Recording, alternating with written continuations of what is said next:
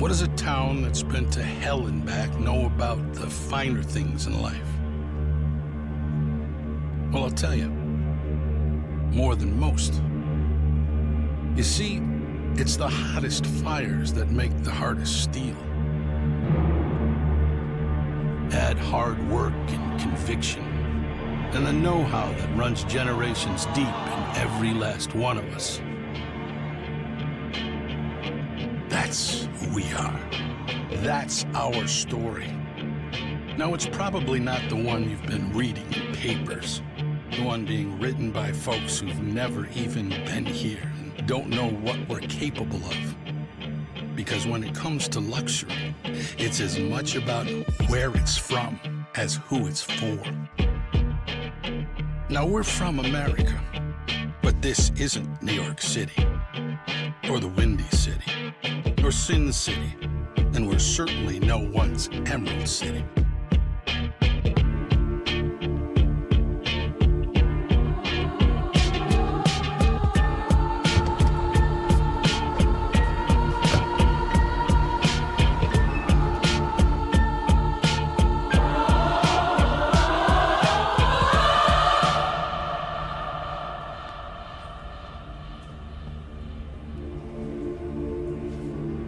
This is the Motor City, and this is what we do.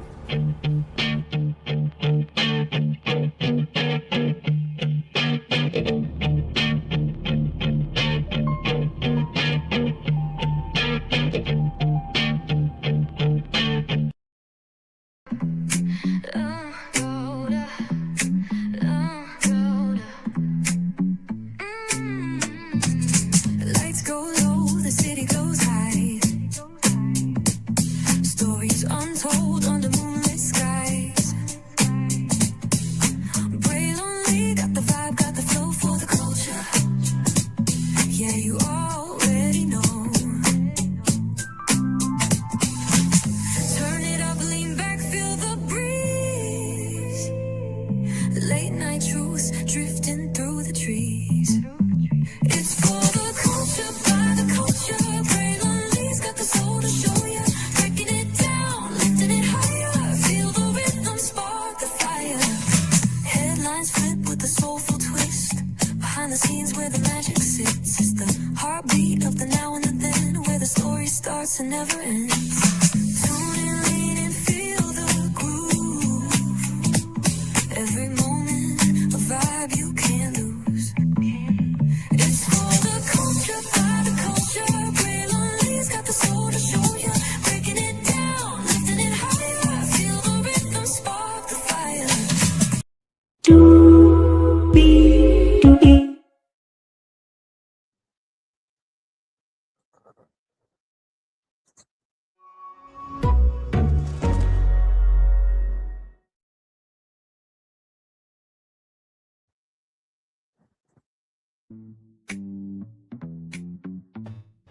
Well, hello to the 13 people that were here, 12 people, 10 people now. Welcome in. Glad to have all you here for another edition of Ray to Love Detroit. In the words of the Cheetah Girls, it's gonna be over. And I ain't know this is the saddest thing I ever know. How can I let the sweetest of dreams slip away? And I'm afraid the hurt is here to stay. I don't want this show to end, damn it.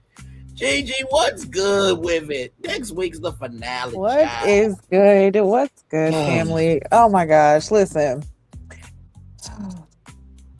I don't know if I want to punch the ball, throw some shit, sip some tea, maybe a little tequila. This episode had me in so many different feelings. Like, I just, goodness gracious. Oh, goodness gracious. That's all I can say. You know what? I don't want it to come to an end, but I'm glad somebody's journey ended. Oh, Because, well, okay. Then tell me how you feel about yeah. this. Okay. Accountability was not accessible for her, evidently. Ooh, all righty. Well, with that being said, higher is waiting, lower is available. But either way, we gotta go on tour. Hey, everybody, we up in here. Q will be here in a little bit as well. Myself and of course the lovely, gifted, and the beautiful GG9 is in the building with us as well. I wanted to give you guys some good news. So last week's show, as you guys know, was episode 10. I just want to show y'all this. This is what y'all did last week.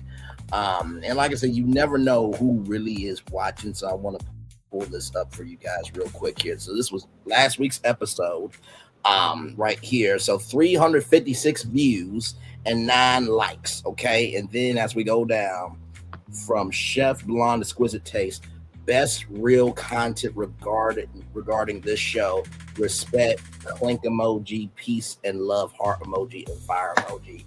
And you know, listen, we do what we can, and you know, we have a very good crew over here. And as our anthem says, just because we're not being seen by everybody doesn't mean we're not being seen by who needs to see us. And thank you for that. So yes, indeed. Thank you, thank everybody who, because we a hard work over here. Go ahead, Gigi, with your commentary. No, I was just saying, yeah, thank you. I was thanking them with you. Yeah, you're absolutely right. Listen, we can't do this without you guys, but listen, we can still do it because this is what we do. Yes. But you guys definitely make the show more exciting. We love it when you guys come in, when you know, you're in the comments, and when you pop up. Like, y'all can come up anytime because we like to hear what y'all have to say too, because not everybody's opinions are going to align with ours, but honestly, we're going to keep it 100 and keep it a buck. So if anybody has anything, you know, you want to add on or you feel, you know, differently about, we accept opinions. Like, we are not opposed to it, but we absolutely love y'all and thank you. Yes, because because when I saw this comment, I'm like, wait a minute, somebody actually like watches. Like, you know, whenever you're doing content creation, shout out to the 23 people that were here. Thank y'all for coming through. Whenever you're doing content creation, you know, it's almost really in a bubble, and you don't know if you're hitting until you get something like this. Now, it could have said, you know, this is real content regarding this show, but best real content regarding this show? Come on now. Thank you, Chef Blonde Exquisite Taste. Much love to you. Thank you so much. Yes, indeed. So with that being said, let's get to it and make it do what it do and give that best real content regarding this show. We have 3 men left. We have Bello, we have Vince, and damn it, we have Darius. Before we move on, we got Pimp Daddy D. That's his nickname. Pimp Daddy D with the fox fur. Listen, let me tell you something. Shout out to the Ready to Love Reddit. Y'all are absolutely amazing. I saw something that Darius ain't gonna like this, but I don't give a damn or ish about it. Because this right here is too funny. Hang on, give me a moment. Hang on, this here. No, come on, where is it? Come on, play with me now. All right, here, okay. now this movie is not real, okay? Okay, this movie's not real, okay? So here it is. Here, y'all ready?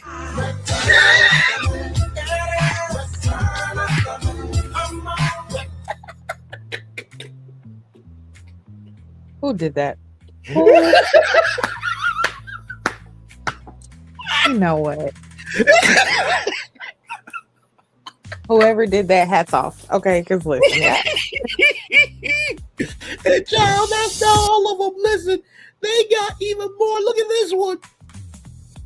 Look at this one coming to America, looking behind, and then they got Steve and Shan. Could have been that cute nerdy couple that cosplay together. Absolutely, they would have been balling. Look who I seen on Tubi. Darius. Sales must increase 50% profits. New cars, new places for me to crash. in terms of Airbnbs. I don't know if that's what's on the back or not. But then also too, they got this here. Waiting to exhale. When we exhale, yeah. No, I'm not messing with Reddit today. They are I'm messing so, with Reddit today. And then this one here, child. Y'all are so wrong on the Ready to Love Reddit, but I love y'all. Okay. Oh my goodness. Let's get to this damn review, child, because a lot going on.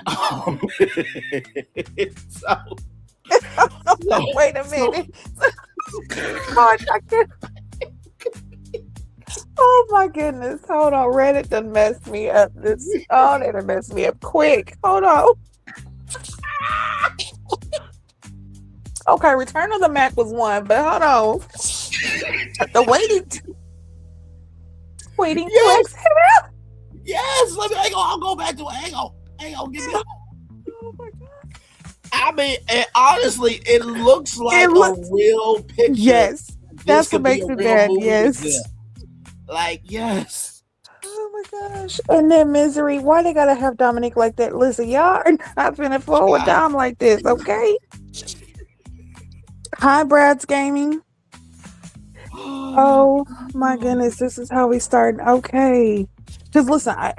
She came through for Dom. Okay, I mean for Bello. She was in there for her man. Mm-hmm.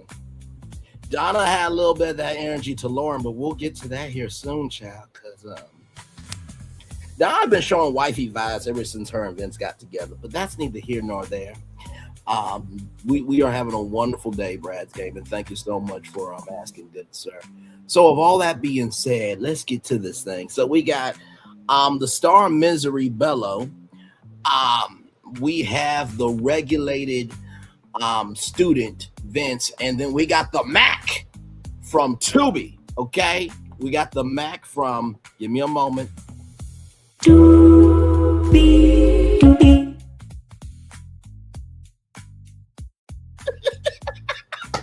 We got them all in here. Okay, so this is the final men's lounge with nephew Tommy. At this time, it's usually always emotional, right? Because after this, nephew Tommy's done. You know what I mean? So this time around, the ladies have to meet the men's family members. What did you think about this final men's lounge? First off, let's just go ahead and get into it, because if you guys were here last week, then y'all know we were making the joke about Darius wearing a fox fur. Yes. He at the time did not have on a fox fur, but it just so happened that he wanted to come in with this fox fur this week. When I say I was in the car, right, I damn near jumped out the car to have to ghost ride the whip. Because I was like, wait a minute, he done came through with the fox fur? Okay. And then I seen in his confessional, he had the white fox fur. Okay. Mm-hmm. Listen, hey, get it how you get it, honey. Listen, do what you do. Darius does not disappoint when it comes to his fashion, okay? When they say that he is into fashion, he shows it, okay? We get it, Darius. We definitely get it. But I will say overall, even though this was the beginning, and basically them getting their assignment wasn't really too much to it.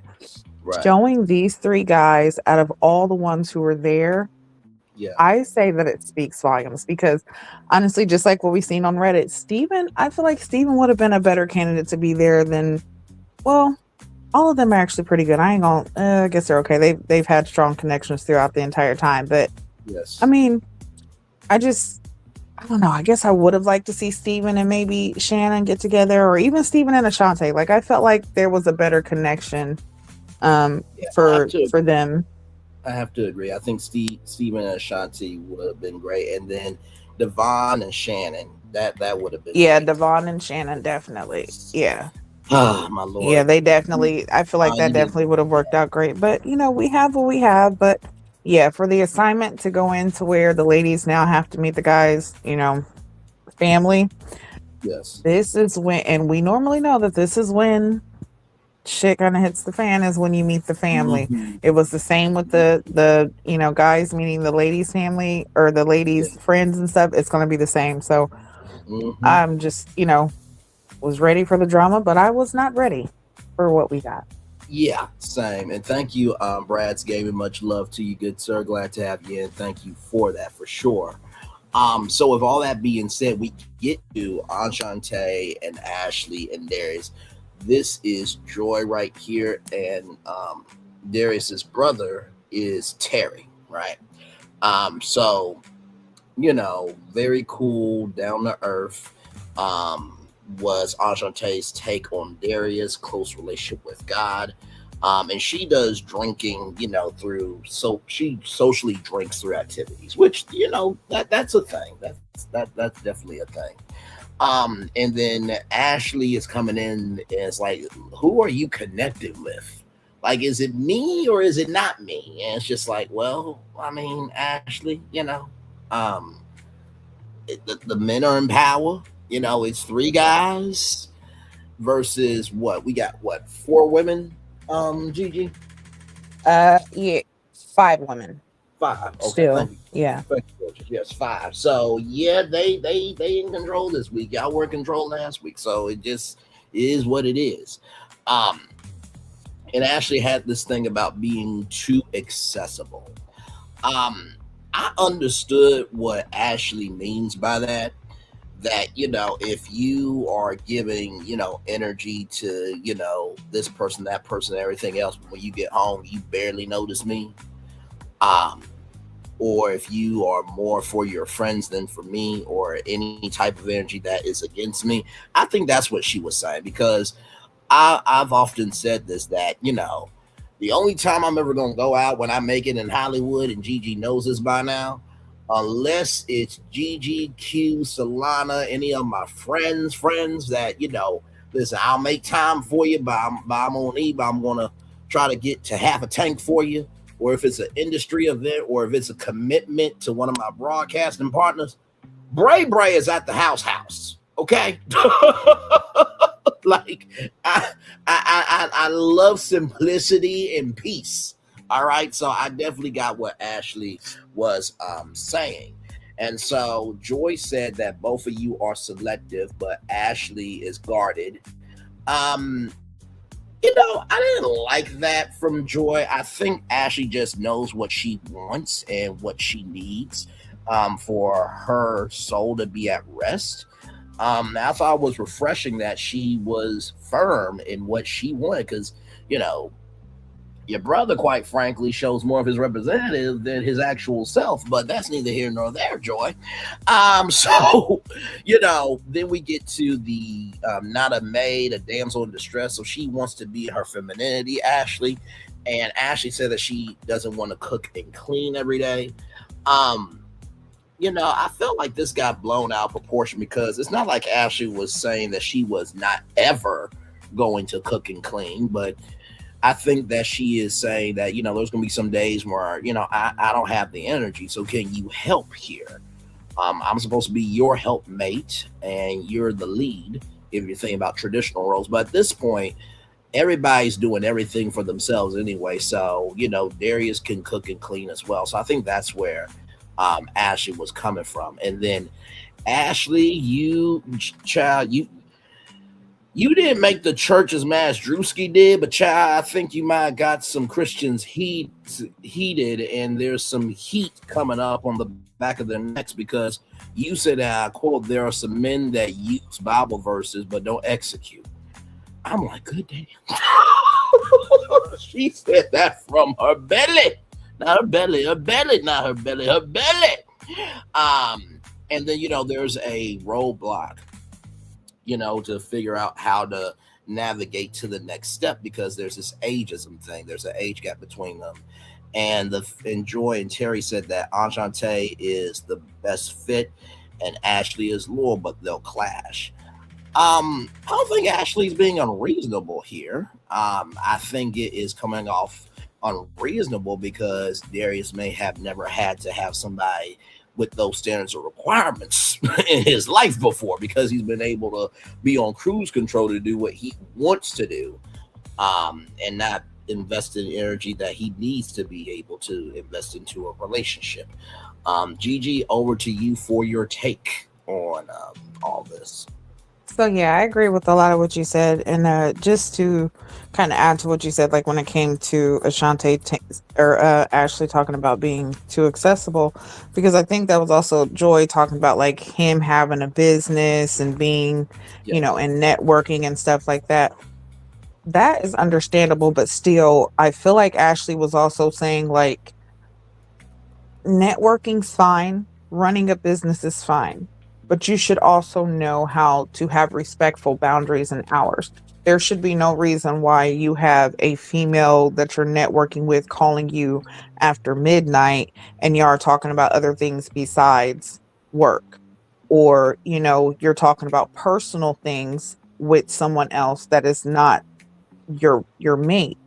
You know what I'm saying? Especially there might be a time where you and your mate are into it and now you are leaning on, this other person, which I mean, I think Ashley was speaking about like, women specifically, but even if Right. she's not, but yeah, don't make yourself so easily available to them when you have someone that you're with. There should be no reason why, if you set boundaries and listen, we're going back to Big Red from the Five Heartbeats. My office hours are from 9 to 5. So that means after 5. Okay?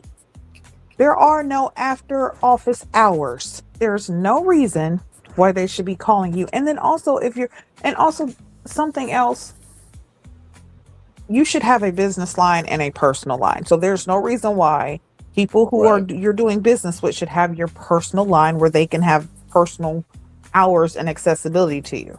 I feel like that's also what she was talking about. So I completely understand her with that. Um, and when it comes to like, being submissive, yeah, there is definitely a bad rap when it comes to words. We tie words to either a negative or a positive feeling a lot of times. So when, especially a woman, when we hear submission, honestly, a lot of times we have to conform and become someone that we're not. We have to completely uh, just give up on who we are and do what this person says. We have to cook all the time. We have to clean. We have to, have sex whenever you want to. We have to put up with everything, whether it's bearing kids all the time and never being able to have a job or having to, depend solely on that person. There's a negative connotation to that a lot of times. And I also agree with her where there are a lot of men, especially a lot of men who don't really know how to lead. They will use Bible verses to try to manipulate a situation. There's pastors who do this shit. This isn't something that we don't know. Okay. We have all either heard of or seen a pastor who will use Bible verses to condemn a congregation while on the back end, they're doing all kinds of things against the commandment. You know what I'm saying? Mm-hmm. So we see that a lot. So, I can understand her, but I feel like you said, I feel like it was misinterpreted. There was some misunderstandings. Like she's not saying she's not going to do this thing, but who wants to cook or who wants to clean every single day? Like, especially if you're working and you have a job, like, no, you're going to get tired too. So yeah, even if you have a man who is the leader and you are, submitting to him as a leader, that does not mean that you're completely giving yourself away. And that does not mean that him as a leader, and this is with real leaders, that does not mean that he is going to have you do everything. No, that just means that he's going to be there and protect you wholly. He's going to provide for you. Now, he might want you to cook and clean sometimes, but it doesn't mean that that's what he's expecting all the time of you. And he's definitely, if there's a time where you're sick or need something, that leadership role is going to come out and he's going to be the one who's taking over those roles for you because he knows that now he has to take care of you the way that you've taken care of him. Correct. So that's submission goes both ways. There's, if you have the wrong leader, just like hell, we have a cool whipped orangutan in office right now who is not a good fucking leader. Okay. Amen to that. Amen. So but there's people that's following him, right? They're submitting to his every fucking word, knowing that it's leading them down to the burrows and the deepest depths of hell, but they're still doing it, right? No, correct. So why is it hard for us to, especially as women, to submit unto our man willfully, not in the sense of giving up ourselves, but actually giving ourselves to someone else who we can actually depend on? Because you just need that weight, just like a man needs to let go of the weight and needs, being submissive means you are that man's therapist too. You're that who he needs. So if you submit to him, that means he's coming to you with his problems because he knows that you are the one you are his wife, his girlfriend, his therapist, his best friend, his doctor when he needs it, masseuse. Okay, but those aren't bad things, right? Because you wouldn't want someone else to do those things for your man, right? Absolutely. So it shouldn't be a problem. So I understand that, and I do feel like that was a bad thing with Ashley. With Ashante, I'm gonna tell you, I'm actually confused with their whole bonding thing. Yeah, I feel like their thing kind of came at the end, and I honestly could see him with Ashante. I really could. I could see him with Ashante, but I don't feel like Ashante would take his shit. So when it comes to it, I could see him. But Ashley, I don't see Ashley taking it either, because Ashley, she's 10 years younger than him. So, correct. He's definitely seen a lot more to life, a lot more things in life than she has. But honestly, at this point, I don't see either one of them really being with Darius. But that's just my take on that one. I'm sorry that was long-winded. Oh, and something else I wanted to mention. Did anybody notice how when Ashley came, Darius made sure to give her those flowers, right? Yes. And you seen that those other flowers were sitting right across from the flowers that Ashley had. He did not give those to Ashante. Ashante did not get those flowers until after she was leaving, and Darius's brother handed those flowers to Ashante. Not Darius. Darius' brother. So I feel like that speaks too, because he's putting in the effort with Ashley, but Ashante's not. So that's why I was like, I'm kind of confused with like their whole connection. But sorry, that was long-winded. But yeah, there we go. No, listen, from one long-winded person to another, you good over here. No, I feel like everything you said is right on point. To me, I think the fact that Darius has gotten to this point in the competition, it is what it is. The strongest couple that I have seen, and when I mean strong couple, I mean strong couple that I could actually see them being together for a long time, is Donna and Vince. I was just thinking that. Yep. Sincerely, that's no disrespect to Bello and Dominique. That's no disrespect to Darius and Ashante and Ashley, but from the beginning, it has been the two people that people have said that they are so misunderstood that they're the ones that regulate themselves. And everybody is here for it. Because if you missed last week's show, which, by the way, y'all need to go watch that damn show. We were on all cylinders. Okay? I mean, good damn. But that's just what we do, of course. But now, we played a clip of Donna and Vince, and it felt like it was the opening of Vince Loves Donna coming this fall to the Oprah Winfrey Network.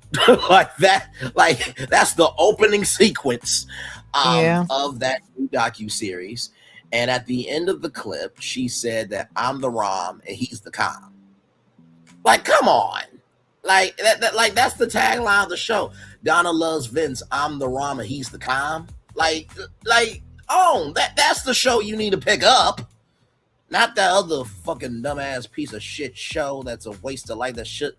What are y'all doing at home? No one asked for that. That other said show. Child, just. I'm going to just put it like this on. Why would you pick up a reality show from somebody who said they were done with reality TV?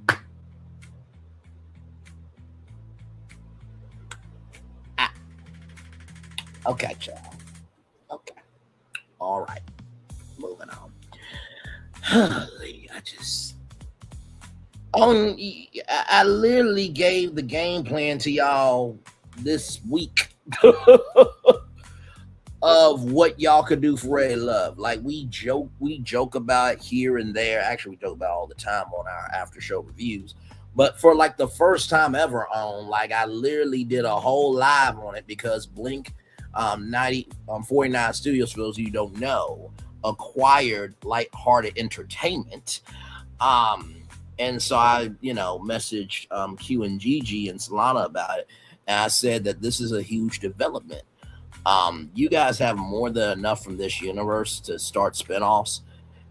And it's just like, why are you approving something that no one asked for when you have a whole franchise here that's just waiting to be shot to the moon? But, so just, yeah. So, Gigi, you got anything before I move on to the next slide? No, moving on. Okay. Yes, indeed. So we're with Michael and Vince. Michael is Vince's brother, and Lauren. And here with and this is the scene here. So there was a spat about height. And it seems like it's not really water under the bridge because Lauren made a face about it. And, Vince didn't move from his stance, right? And so, to me, Lauren, if y'all are really good, you should not make that face because now it's giving an energy of like you still have some hidden resentment there. And, the question was, have you ever done something wrong that ended a relationship? And so it was some energy, and then Donna walks in. child, the confessional with Donna and Lauren. Let me tell you, the ladies got heat for Lauren, boy. They got heat. The way that Donna turned her head, like, bitch, what are you doing here with my husband? And Donna was so real. She said, I forgot that Vince had other connections.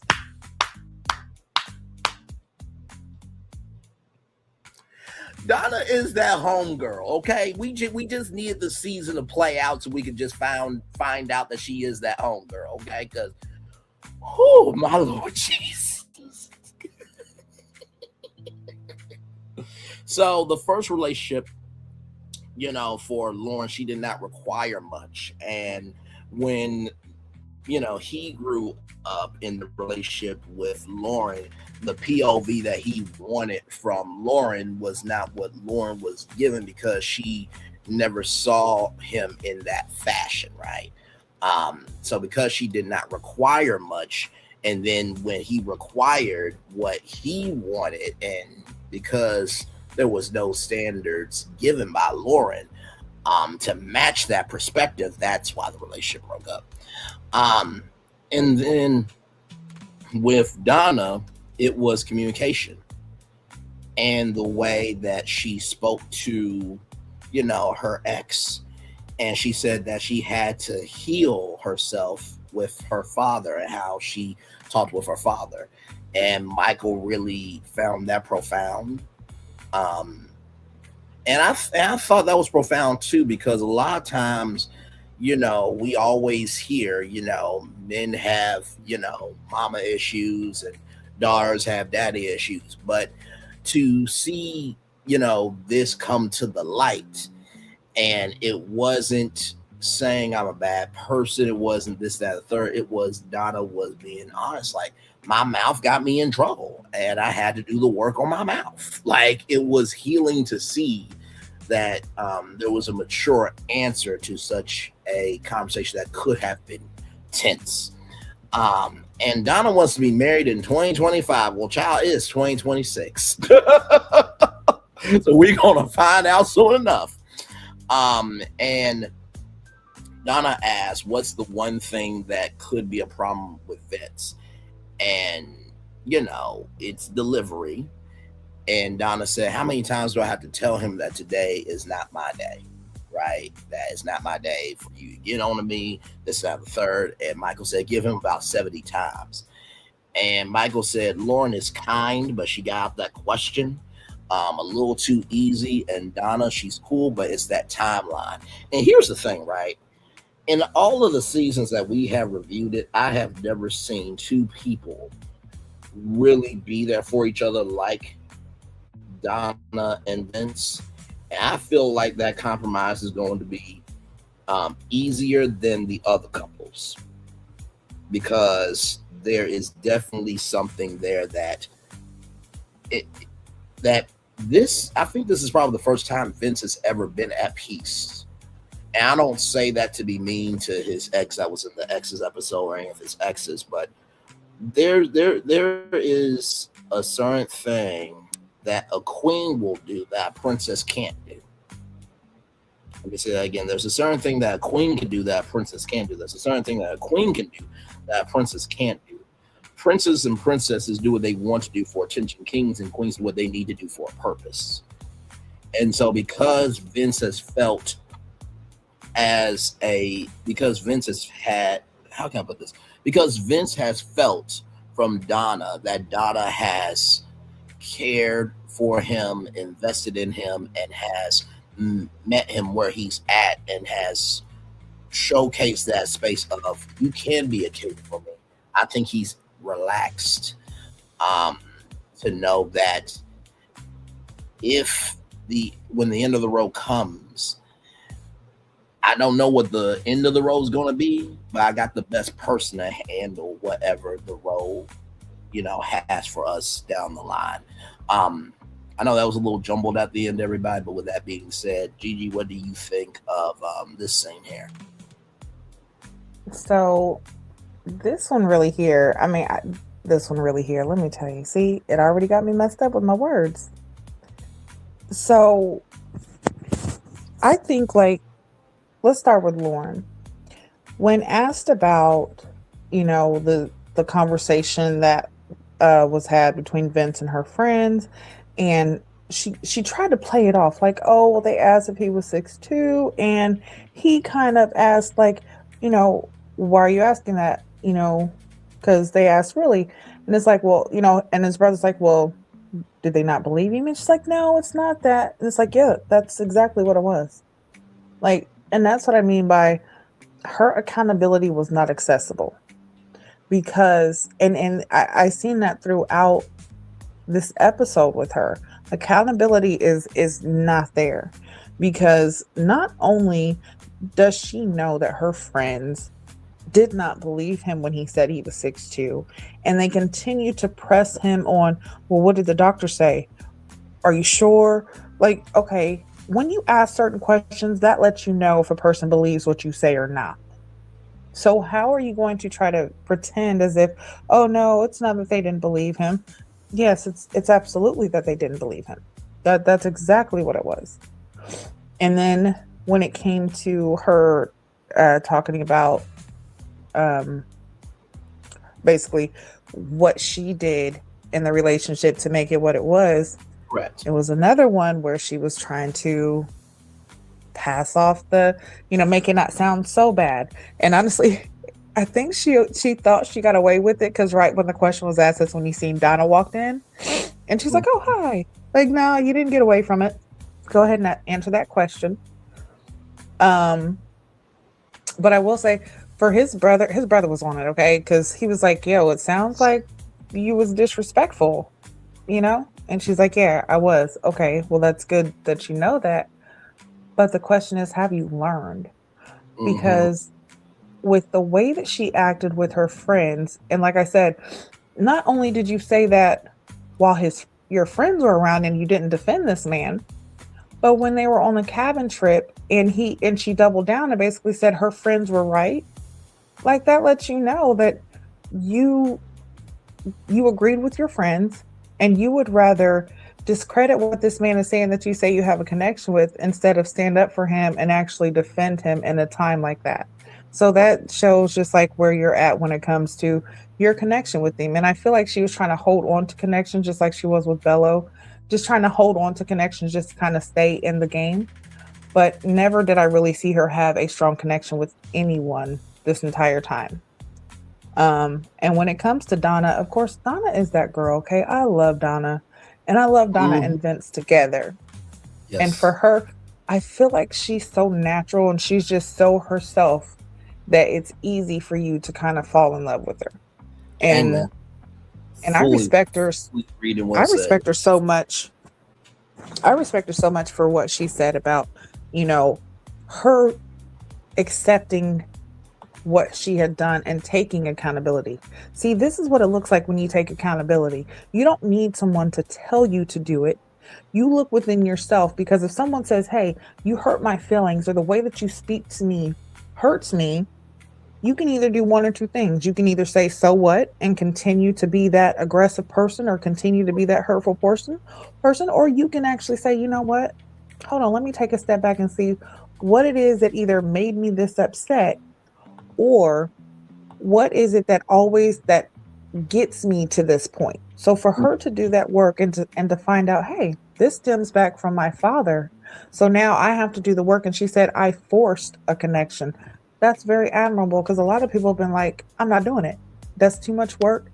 If they don't do this, then I'm not going to do it. But she said she forced that connection. Right. So it's definitely very admirable of her. And it's very, I feel like she is more aligned with Vince than, of course, Lauren is. Yes. And something else, like, so the timeline is an issue, okay? But we have talked about this throughout many of the shows that we have reviewed, okay? Many of the episodes we reviewed, the seasons, we have talked about this point right here. When you find someone that you connect with, or you find that person that really truly loves you and gets you, and that person you want to be with, certain things that you might find off-putting, or you might say, hey, I'll never do, you'll do. Yes, you will. You'll say, oh, well, that timeline is too quick. But you might find yourself in 6 months so in love and just realizing that this person is your person, that you yourself will say, you know what? Hey, I'm going to make this step because of how this person makes me feel. Or, if it's something that you're like, I will never do this. Oh, wait a minute. Now you're doing it because this person makes you feel that way. Right. Just like with time, you'll make time for a person. You'll say, oh, well, I'm too busy for this and I'm too busy for that. But if you really find somebody you really, really like and want to be with, you'll make that time for that person. Yeah. And I feel like that is what it is with Donna and Vince. I feel like that's what it could be, is that they could actually create and have a connection that is so strong that their timelines, whether it's Donna saying, hey, I can hold off past that timeline. That I didn't want to say, want to be married. I think she said she wanted to be engaged, which, we'll see, probably didn't happen, but if it did, hey. Right. But, she can have that connection with him and say, you know what, honey, we don't have to do this right now, but as long as I'm with you, I'm willing to wait until you're ready. Right. And he might say, hey, I love you so much that, you know what, I don't want to wait. You never know. It all depends on the connection you have with that person. But when you find your person, they will definitely make you feel a way that will go against all reality. You will feel like a whole new person because you found your person. And I feel like that definitely could happen with Vince and Donna, and I'm rooting for them. And I totally agree with you when you say them two having the strongest connection. Like they were kind of like the oddballs out, but I could see them truly being together for a long time, married, having kids, actually, in a spinoff show, just like you said, Donna loves Vince or Vince loves Donna, rom-com edition, whatever. Absolutely. I could see it with them. Yeah. No, very well said, as you often do, gorgeous. And Like, and this is the thing too, right? Like, we can only do as much as you give us, right? Um, and like I said, soon as I saw that cut of the neck, and you know what, Gigi, us being the media nerds that we are, we can only imagine what the editors were like in the editing room. Like, ooh, she cut her hair. Ooh, okay, what scene do we got from this day that we can just cut to? And that's the fun of unscripted TV, when people are able to breathe and relax and be all of them. It produces some of the best material for television. Because Yeah, like I said yeah. to you before, Donna has shown wifey vibes about Vince. Like, from, well, it does take two. You can be quiet. And Lauren. Even with the her initials is DL, but I don't want to, keep it on but I don't want to be like that. And then when Donna said, I put my fingerprint on it, like, okay. Mm-hmm. That's not all you want to print on them, huh? Mm-hmm. Listen, I'm telling you, their connection is strong and it's beautiful. But Lauren, honey, I did not. One, we knew that Dominique had the smoke, but I didn't know Donna did. Because when Donna cut her neck and said, "Oh, I didn't know he had other connections." Wait a minute, Donna, not you too, girl. Hold on. But let me tell you, Donna still went in there with confidence, like, he's mine. Yes. And look, Dominique did the same thing with Bello. Mm-hmm. Lauren, I'm sorry, honey. You had nothing coming from these ladies because they had already marked their territory and you were just the side chick, as you said. Yeah. And honestly, you were a side thought. You didn't even make it into the side chick part. You were just a possible thought, but they was like, you know what? It ain't worth it.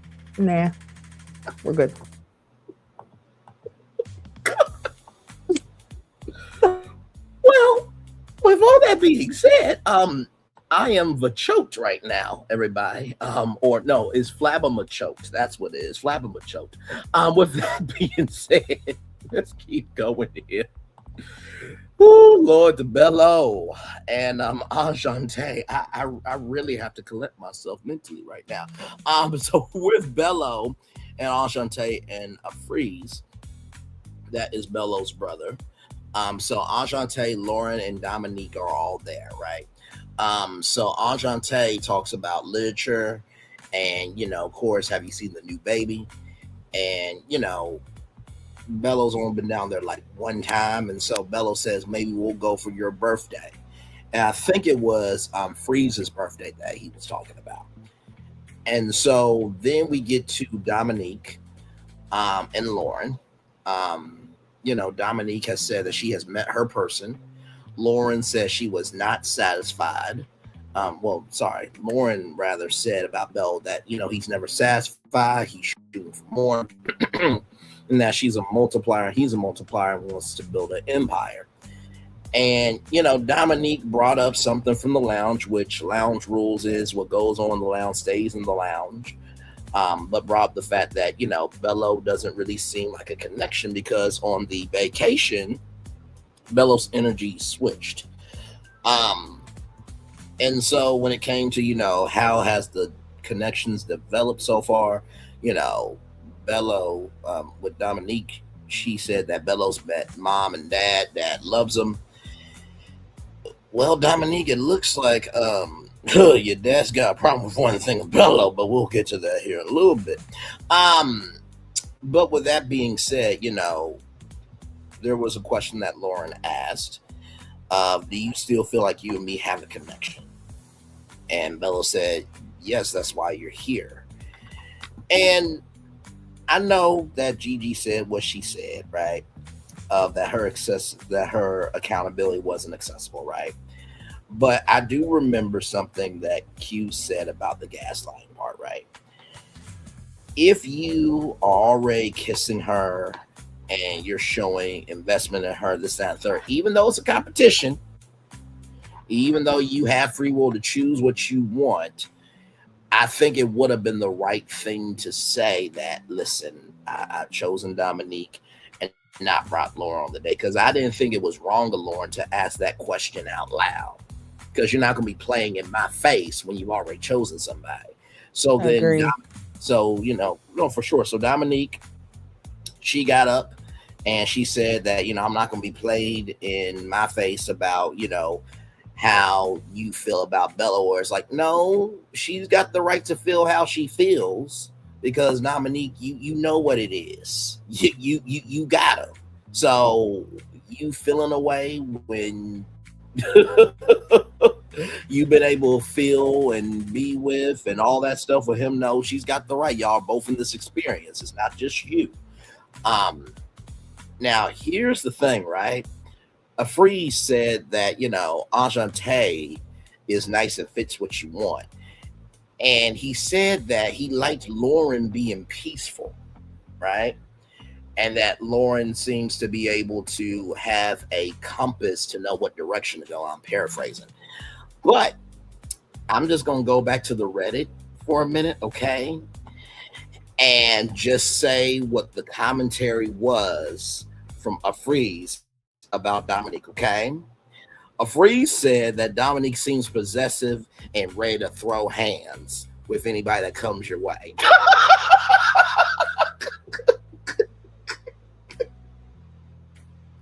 And Bello was so surprised. I cannot get over this picture. Right? She's his number one fan. Stop it. Listen, and you know what? Honestly, to a Freeze, I will say that I think he was actually, and this is the thing that we have said all season, right, Gigi? That this is one of the most mature, if not the most mature season that we've reviewed. Don't know about the other seasons. Yeah. From what we reviewed, this has been the most mature season.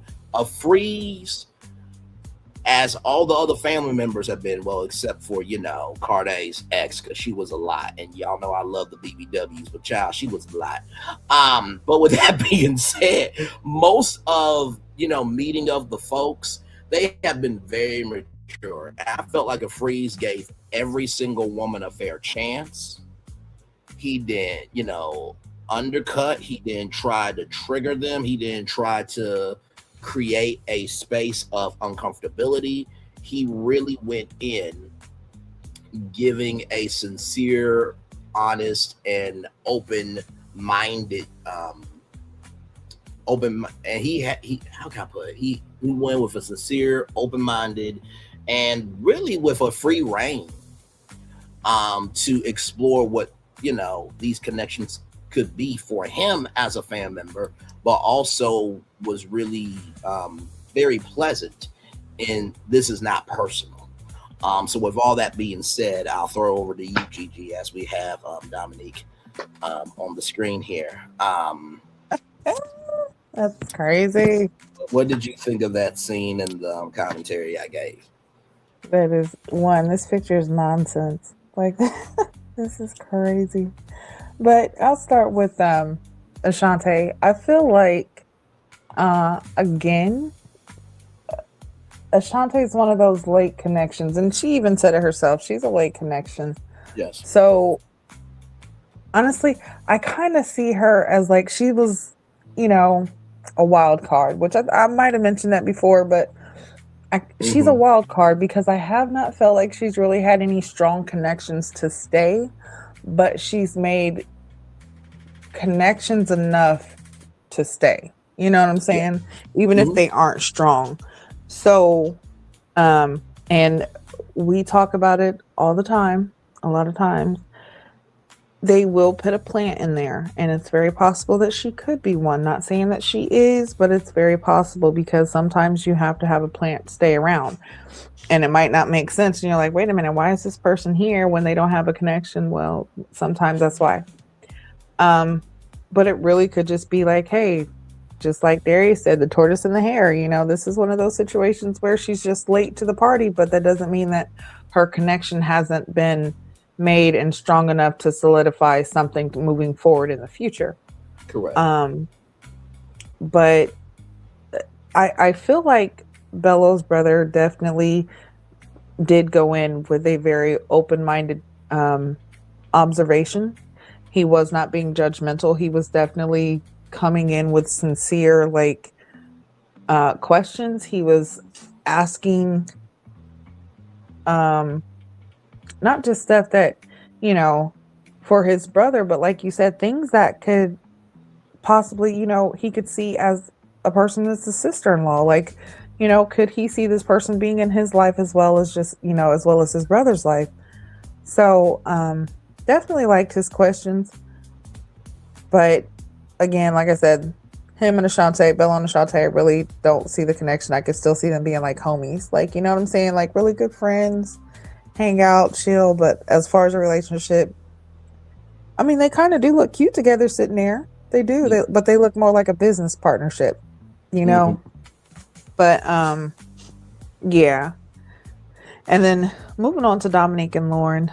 Lord have mercy. Lord have mercy.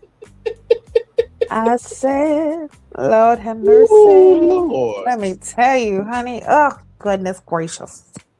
So we didn't already said Dominique came in with my man energy, okay? She was there for it. He was there for it, but he was gaslighting the fuck out of Lauren, which I don't understand why he even brought her on the date, because one, I don't know why she went, because after the ladies lounge, what you said, there was no reason for you to continue that on. But I guess that was her way of having closure, going and seeing like, hey, maybe I was wrong. Let's see if something is there. And I do feel like that was a gaslighting situation on Bello's part, just for the simple fact of he could have told her, no, I really don't see a connection, or our connection's not as strong, but I still wanted to see if there was something there. You could have said that any kind of way, but it did seem like he was more so stalling out or trying to placate Dominique's feelings. Like he wanted to make sure Dom was cool and knew that he was really there for her. Now, Dominique getting, aggressive like she was, this lets me know, and this is why I feel like something might have happened on that cabin trip, because the possessiveness is on a whole nother level. Like this is different. Like this is different than, oh, we're just trying to get to know each other. We're not even, titled as being in a relationship together right now. We're still working the process. And it's completely to where it's, oh, you are biting necks? Oh my. Like what is going on? Now, I'm not saying that they did do something, but I feel that there is something that might have happened that could have strengthened their relationship to a stronger point, which is why Dominique is exuding so much aggression towards the other women, especially Lauren. And also it could be the fact that, hey, Bello was her man.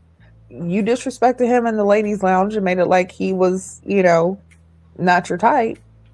And now you're sitting here asking about a connection, So I can see both points, and I agree with you as well. Lauren is just speaking her piece. She's asking questions. She's wanting to know. So she had every right. Like that shouldn't have been a problem. You know what I'm saying? Let her ask her questions. Dominique getting aggressive, it was a bit much. Really was. I mean, she could have questioned Lauren differently. Correct. But, things happen. Okay.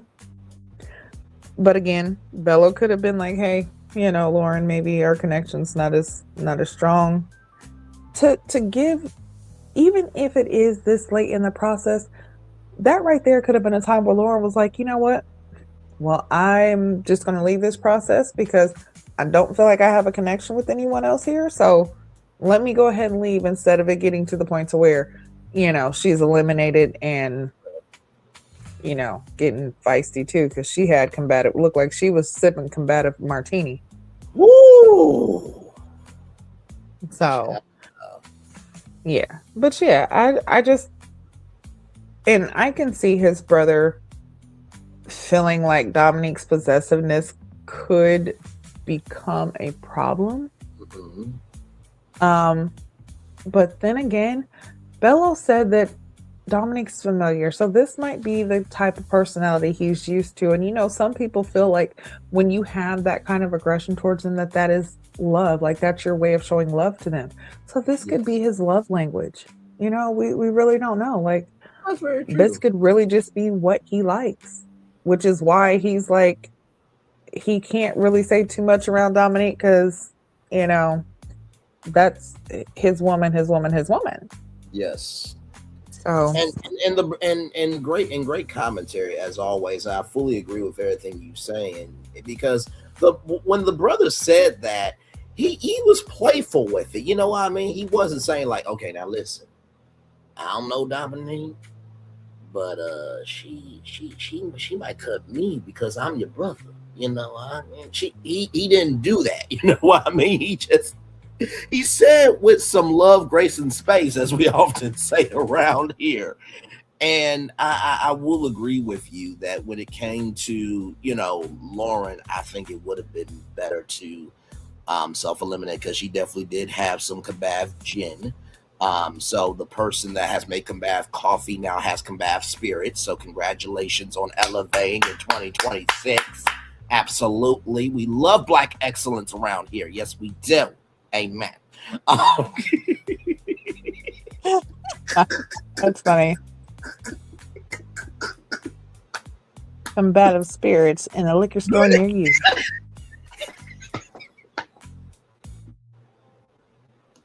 I swear, if we see that shit, we better get a fucking cut, Jessica. Okay? Listen. Or at least send us something for free, damn it. Or if we ever meet in real life and do a podcast, it's like, you guys have been saying combative coffee and combative spirits and combative clothing and everything else. So I got y'all a combative gift set because y'all really got me a bag. Well, we do support our own over here. We do.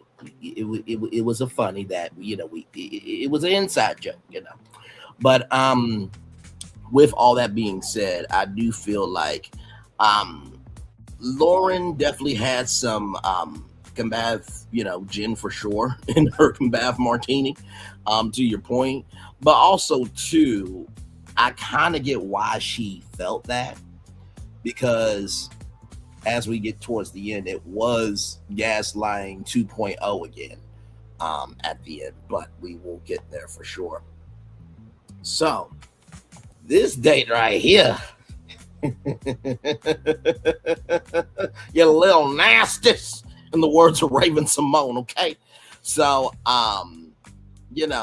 Vince is looking at Donna's, outfit. And it's like, are these shorts? Yes. And, he was like, is this seat appropriate? And Donna said, that's why you have a lap, don't you? I'm like, oh, well. Listen, hold on. She also said when he was looking around, she said, he was looking at my outfit and that's exactly what I wanted him to do. I said, okay, girl, you better not have looked in the mirror and said, what is Vince going to like today? Listen. Girl, listen.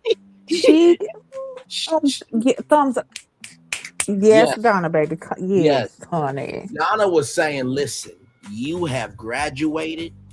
Actually, I told them to transfer you out of my class.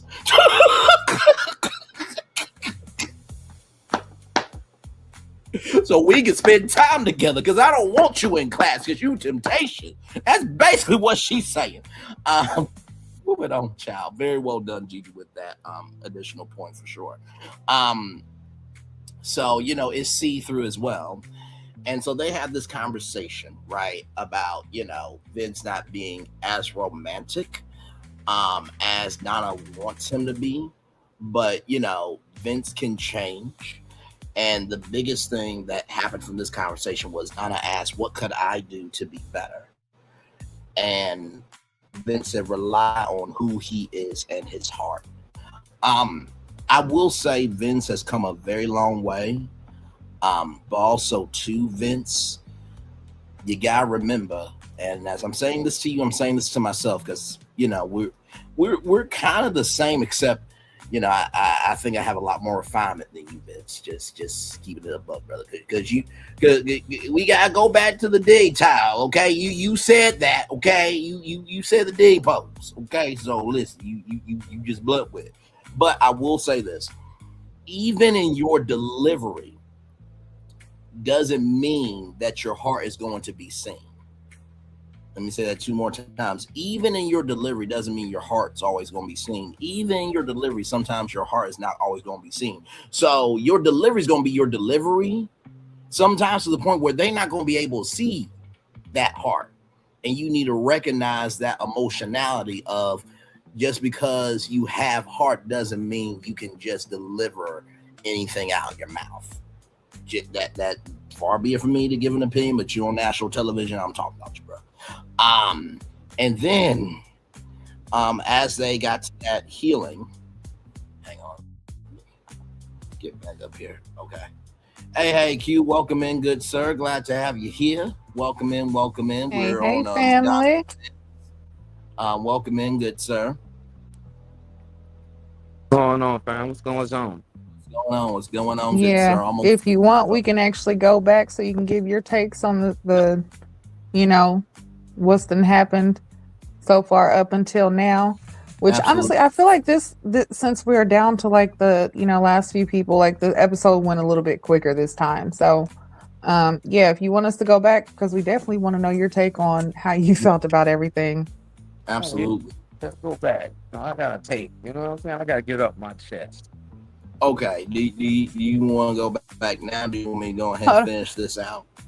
Or Let's go ahead and go back before we get to Donna and them. But you have to show Q the Reddit. Oh yes. Okay. So Q, this is for you, brother. You ready for this? Now shout out to the Reddit love Reddit because they have a good time over here. Hang on, let me go back to that one. Hang on real quick here. Oh no, that's not what I want to do. Oh, come on. Okay, so I got that one. Before that, though, I wanted to show you this, Q, because we've been working over here. I wanted you to see this comment here from Chef Blondie, Exquisite Taste. Best real content regarding this show. Respect, clink emoji, peace and love, heart and fire emoji. And then last week, 9 likes, 356 views. So I want you to know about that first before the Reddit, because Reddit, why are you like this? Okay, so here we go. Let me go back here. Come on. Okay, here we go. You ready? Here we go, Q.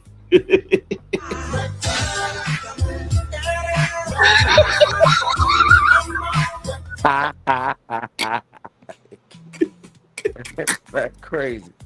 The Mac 2, Return of the Mac. And then we have Darius and Ashley coming to America 4. Coming soon. And then we have Steve and Shannon Goodman, that cute nerd couple that cosplay together. And hopefully they will be doing that. Then we have sales must increase 50%, profits equals new cars and new Airbnbs for me to rent from. And then, of course, now we didn't know that this move was coming, but Waiting to Exhale, Carter edition is coming, as you can see there. So you got Dominique and Shannon and Ashley and Daphne there. Mm-hmm. And then you have this one right here, Misery, starring Dominique and Bello. So yeah, that's what's going on Reddit. I thoroughly enjoyed that. I really did. That was great. that was crazy. Crazy work, right? Crazy work. By the time everybody pick up on the vibe, you know what I'm saying? They should have been doing that. The internet just not catching up to it. So I say, listen. No. So that is everything going on Reddit. So do you want me to start no, go ahead, Q. Oh, go ahead, brother. Go ahead. I was just gonna say, so the gentleman's lounge was just the assignment. But I'll show you the pic here just to catch you up with what's going on. So Bello, Vince, and the Mac right there. Darius and his fox fur for real this week. Yes, so That man had a whole rug on. What's it? Man got a Persian rug. Man got a Persian rug. listen. Hey, hold on, but wait a minute. In Coming to America, didn't he have on a fox fur too? Yes, he did have a fur. Yes, he did. That was crazy. So yes, indeed. So this was the final gentleman's lounge with nephew Tommy. Man, it's crazy. No, that was the beginning one. The final one is the one at the end where they start talking about the ladies. Yeah, he came with the one with the bear on. Oh gosh, not the bear. I think it was a gorilla, if I'm not mistaken. I don't think that. And it wasn't a cute one. That was nice. That was not cute at all, bro. I said, come on. Oh my God. Now you surprised. That's the one that's been in the trunk for 10 years. He had to dust that off.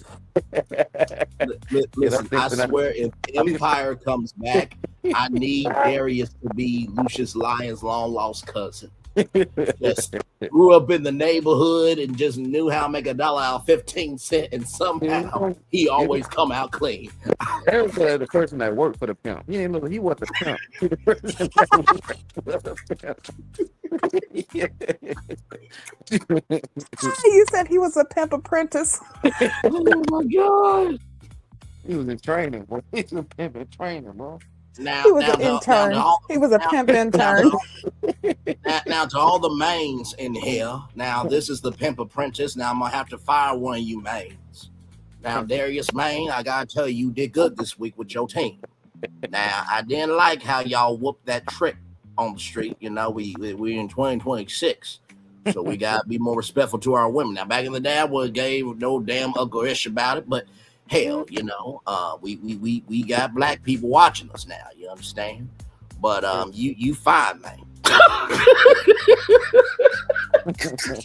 No, they're more like, hey, yo, man, if your hoes need insurance, man, just get Allstate, man. Because we make sure, man, that all our hoes is taken care of, man. If you a pimp on the street, man, you got to make sure your insurance right, man. Okay, see, now I got to play it. See what y'all do to me. Hang on, give me one moment. It's Allstate, man. By the way, one of our proud sponsors of the Pimp Apprentice is Allstate Insurance, man. You'll be in good hands, man. Let Allstate stand, man. Go ahead, let's stand. Allstate is looking at us like, yeah, we're not doing a brand deal with them at all. Nope, we're good. We are good on them. We are good at insurance. So, man. Oh boy. Oh, hang on, give me a moment as I find it. Oh my God. These are. It's only one guy, but I can say that's where it's off, man. Vince. Vince is the only sharp. Yeah. Bella's confused. Foxfur over here, you know, I feel like he's there, but he's not there. You know what I'm saying? So, the finale's gonna be wild. I believe. I feel like the finale's gonna be wild.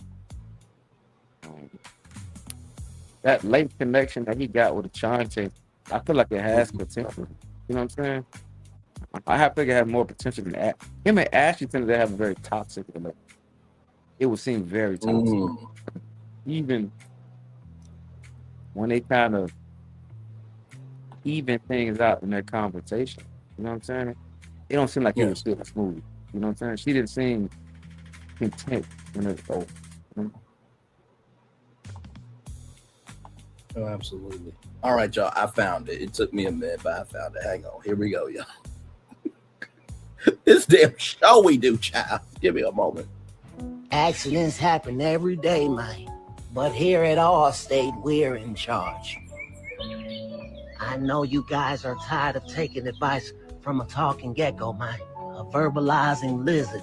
A manipulating reptile, man. Come on, ain't nobody got coverage like us, man. I have absolutely no idea who hands you're in right now. But if you let us handle your insurance, man, you'll be in good hands, man. Let Allstate stand, man. Go ahead and let it stand, man. Let it stand, man. Thank you, Terrence. As always, it's Beautiful. Try. Follow all by these it's two. harder here for a pimp. Say that again. I say follow for it's hard out here for a pimp. Yes, indeed it is. You finally get the money to pay the rent. Oh my Lord Jesus. Hey, push that shit out, man. Yeah, man. That shit's crazy. But yeah, so that's all you had to say about this one. Basically, Vince seems like the most likely to really be ready to love. Yeah, I mean it's the only one that seems authentic. You know, Mm-hmm. you really don't know what Darius is there for. You know, Yeah. you really don't know. And Bella just seemed like he's going along with the flow. I feel like Dominique got her claws dug in so deep inside his back that he done lost himself. He done really lost himself on the show, I believe. Yeah. So then it was next. It was Vince and Lauren, and then Donna came in. What'd you think about the whole thing? First off, let's start with the accountability of his brother Michael talking to Lauren about them, having a spat or whatever, and her explaining basically her friends asking about the 6'2" situation. I felt like she was lying because we all know that her friends were distrusting of Vince and was making it out like he was lying. But she tried to sugarcoat it as if that's not what happened. What do you think? Man, first off, if I bring a family member to Ready to Love, I want to bring Vince. If my family member does not show up for me, how Vince's brother showed up for him, I really would question, your if you're there for me or not. I really believe he asked the right question. He showed up very strong. He wasn't taking no BS. You know what I'm saying? And you really got to see a part of Vince as well, and why Vince is the way he is. Because his brother pretty much is the same person almost, but he's a little more direct than Vince. And I really appreciate it. Whenever you bring a family member in this aspect, you know what I'm saying, in this part of the show, this deep into the game, this deep into the process, they got to ask those tough questions. You know what I'm saying? And he wasn't there to try to he wasn't there to try to get along with nobody. He was really there trying to vet this woman so his brother can pretty much get the best possible candidate. And it really showed. I really felt like Lauren, like you said, she really liked accountability big time. And he called it out quick. You know what I'm saying? And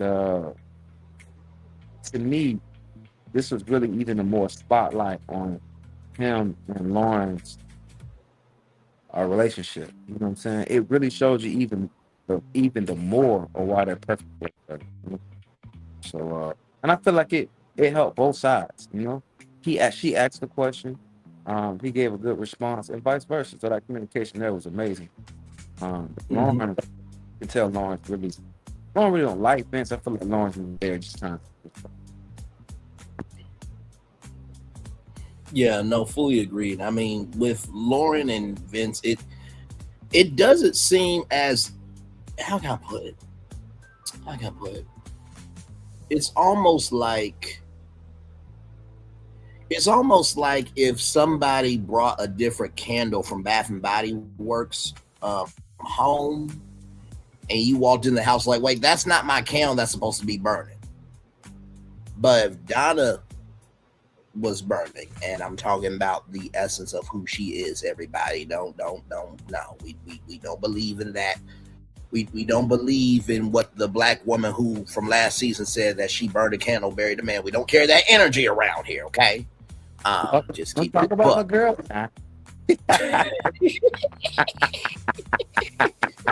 Listen, Sahara stole the show last season. Didn't she? Sahara did steal the show last season. We're now that Sahara energy, but follow with what I'm saying, right? Because when you walk into your home, there's certain things that allow you to know that it's home. And I feel like with Donna, if Vince came into the house, Vince would be like, oh, this is what's supposed to be in front of me. Exactly. But with Lauren, it's just like, okay, no disrespect. Like, were you coming over here for a party? Like, were we supposed to have a business meeting? Like, what's going on here? And by the way, y'all, I got some exclusive footage that just came in of how Donna is talking about Vince. So give me one moment here as I as I pull this up, okay? Now, of course, this is Brat and Judy, okay? But just follow the bouncing ball here of the energy, okay? So the Brat is Donna. Yeah, the Brat is Donna, and Judy is Vince. Okay, here we go. I love your freckles. You really about to do this? I love your natural skin. I love your lips, both sides. I was like, she's sitting in the front. I thought she was gonna get on the floor to sit in the back. Now I want to sit right in the front, right in between your legs.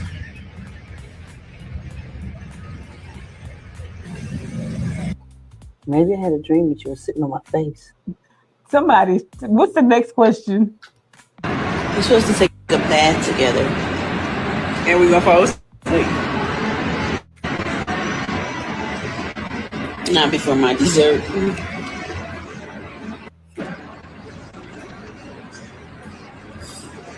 My birthday cake.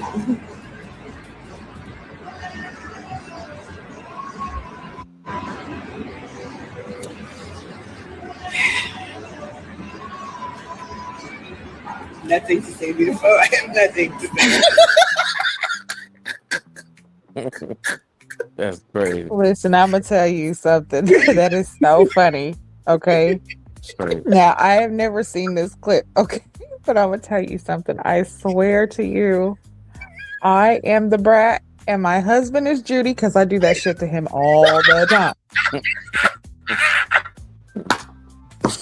You guys have no idea how many times I will say some shit and it'll be random and it'll be at a random time. We could be getting out the car and I'll say some shit and it'll be so funny his legs buckle. And I'm like, it happens all the time. He'll just have no words. Just none. Oh my gosh. That is hilarious. But yeah, that is Donna and Vince. Yeah. I am not alone in the world. No, you're not. You know, they said the Brat dated Allen Iverson for a time. She even said it. But she seems so perfect with this girl, Judy. Like, I couldn't imagine anything else out there. Yep. Well, that's because the Brat was always into women. But, you know, the industry made it like she had to, you know, be with men. And she was kind of like, you know, hiding it a little bit too. But yeah, when she came out and she was able to be in her own skin, shoot, Judy has been her Judy. Yeah. She can live into her own itself. It wasn't cool like that. But yeah, you could see the happiness and the joy with both of them. That I love that couple. No, absolutely. Same here. I mean, honestly, I'm still waiting for a new season of Brat Loves Judy on WeTV. And y'all know how I am about relationships. Like, that's my relationship until I get one. And of course, Klay Thompson and Megan Thee Stallion, they were recently at Dunkin' Donuts, and Klay did a look of like, damn, all that. Somebody said that Megan is a Dunkin' Donut. I'm like, you know what? Y'all play too damn much in the comment section. But then I can't really say shit because I said that mango tasted like Megan's, the squirt soda. And there's a soda named Squirt, ladies and gentlemen. I'm not just saying that. Well, to say listen, that, if Megan is the donut, then Clay is the milk. And there it is. Clay like the nap, man. Clay like the nap. Not the. He the napkin under the donut. Clay be seeming so dry sometimes, but he actually got a cool personality too, though. Hold on, did you No, say he the really napkin? He Did you? the napkin under the donut. Oh, wait a minute. Oh my God. Oh, you said he dry, so he's the napkin. You know what? He picking up all the crumbs. I can't.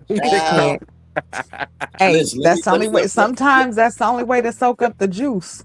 Let me tell you something. Clay is enjoying that nothing but bunted cake. And it is that big bunted cake that can feed 13 people. Oh, he is enjoying. Listen, don't talk about nothing bundt cake because my husband owes me a nothing bundt cake, and I'm about to text his ass. Enjoying the flavor of that nothing but bundt cake that's on Megan Thee Stallion. Okay? So those two relationships, Brat and Judy and Clay and Megan, are my relationships until I get one myself. Okay, nothing bundt cake. If y'all never had nothing bundt cake is so fucking moist and good, and they always have some new flavor. Like they got their regulars, but then they always have some other ones. Like they got the s'mores or they got the Snickers, and just so many different things. But yes, listen, them nothing bundt cakes will definitely. They're crushing, man. Listen. I'm gonna tell you right now. Now y'all don't judge me, okay? Now I didn't gave in to my husband for a nothing bundt cake. Okay, it was the cake was just too moist, and I was just like, you know what? Take it, just take it. It's yours. You deserve it. You deserve it. Go in the corner with your freaking damn self. Please go in the corner. You know what? For nothing but cake. Listen, for a nothing bundt cake, honey, he had all these cakes in there. I was like, hey. I'm all right. Now this is the part of the show where I say I'm the most behaved one on this show after what Gigi said, because child, I cannot. But also too, we all know that's a damn lie. I'm not the most behaved one on this damn show. Listen, I'm sitting here thinking right now, like he owe me one, and I think I might owe him one too. So listen, I need a nothing bundt cake. After this, I gotta let my husband know. Bring something home. I ain't lying. I'm trying to tell you. I stay with a sweet tooth. Well, I'm trying to for real. We just went on the street and got some ice cream and cookies. I'm trying to tell you. And Clay, you got some nice turkey legs as well, brother. But that's neither here nor there. Moving on. See. This is y'all fault, okay? I drink my water, my black-owned business, go on tour, and then y'all heathens come out here with this hooligan behavior and influence me to do bad stuff. This y'all fault. This ain't on. Well, listen, they say a family is as a family does. I thought we was all family. We barbaric around here,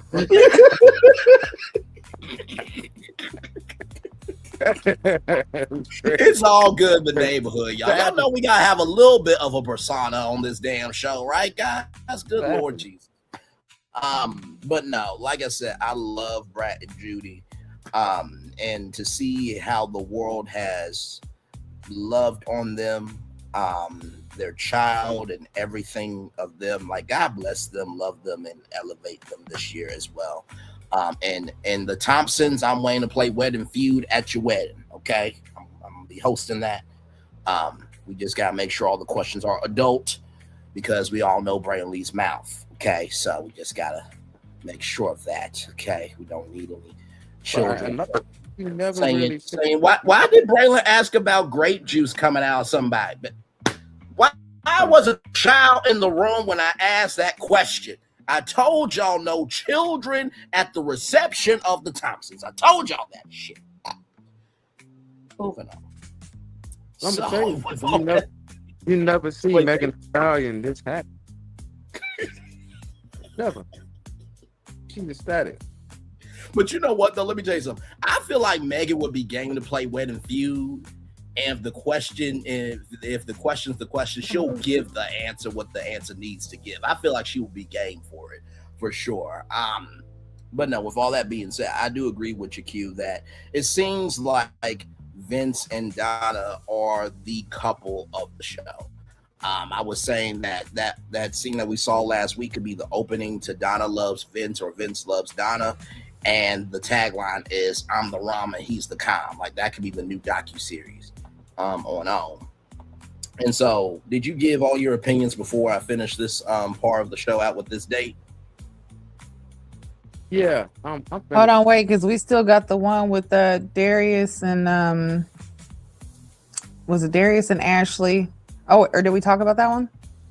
No, Darius you didn't get to talk about Darius and Ashley and Ashante's date with because I wanted to know, Q, if you noticed what I noticed. But I want you to give your take first, and then I want to see.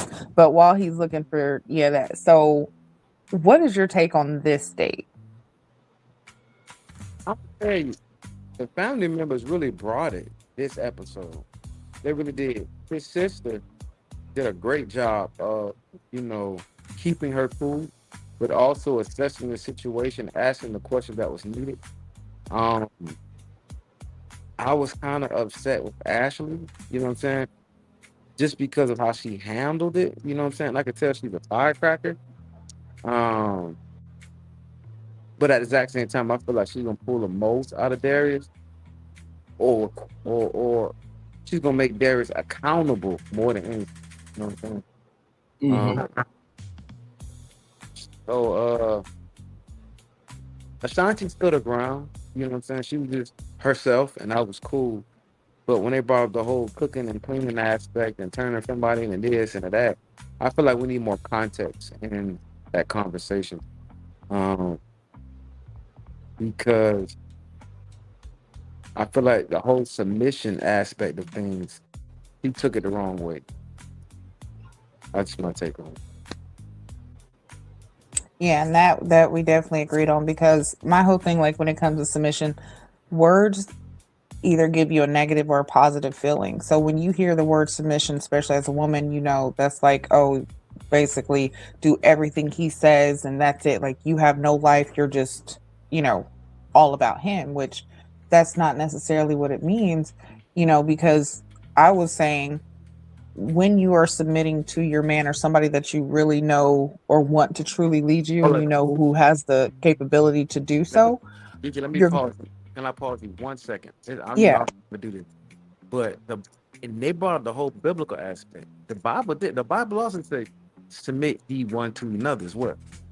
So submit is not just one way. That's two ways.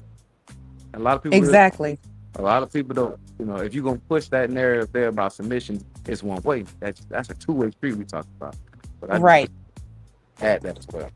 And that actually goes into what I was saying, because like I was saying, like with submission, if you're submitting to your man, not only are you just his woman, you might, you're his wife, his best friend, his therapist, his masseuse, his doctor. So if he's counting on you to, be those things because he knows that you will be there for him for those things, then that's a part of the submission, is submitting to him as being his helpmate, his necessary need in that time of need. Because my thing is, you don't want him going out and getting those things from other people or another woman.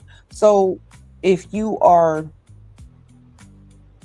I hate using the word submitting, but if you are submitting to your man who is a leader, and who's actually doing what's right as your person, then you know what I'm saying? Like it's all good. Like that, I feel like there was a misunderstanding with what was being said, and like you said, maybe full context wasn't given.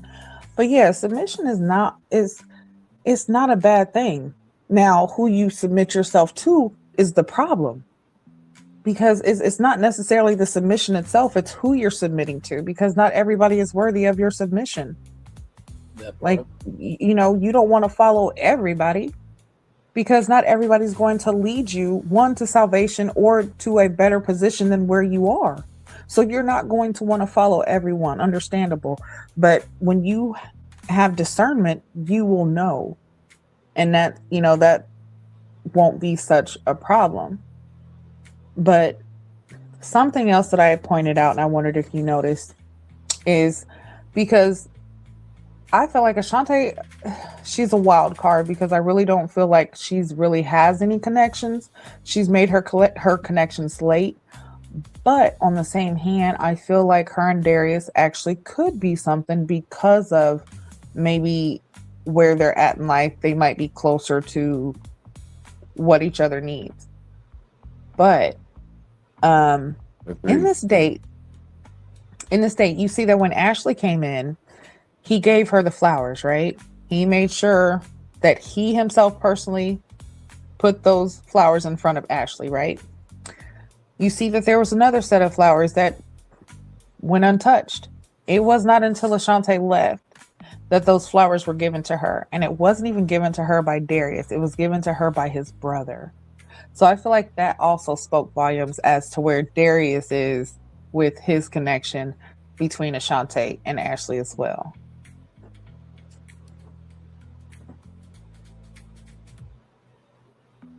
Yeah, that was a great take. I seen that in when his brother gave Ashanti the flowers. I was kind of wondering the same thing, like, why where he would be a Darius and give Ashanti the flowers.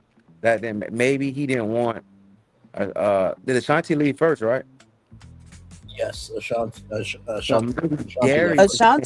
Ashante arrived first and left first. So he could have given her those flowers first, but he didn't. Yes, he could have gave it to her. That didn't make sense. Unless he planned it that way. You know what I mean? It still wouldn't make sense because he could have gave her the flowers and Ashley never seen it.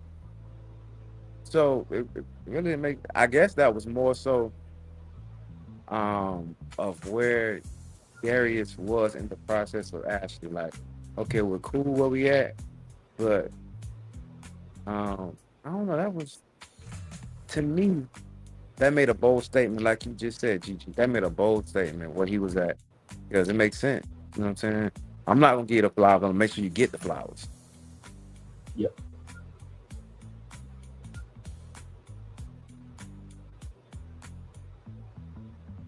Yeah. So, okay. Well, we can move on to was it Bello and Ashante, and then Bello and Dominique and Lauren? What do you feel about that?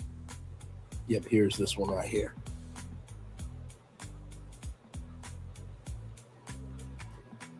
So Ashante met Bello's brother, and then Dominique and Lauren met his brother. So what is your take on Ashante first?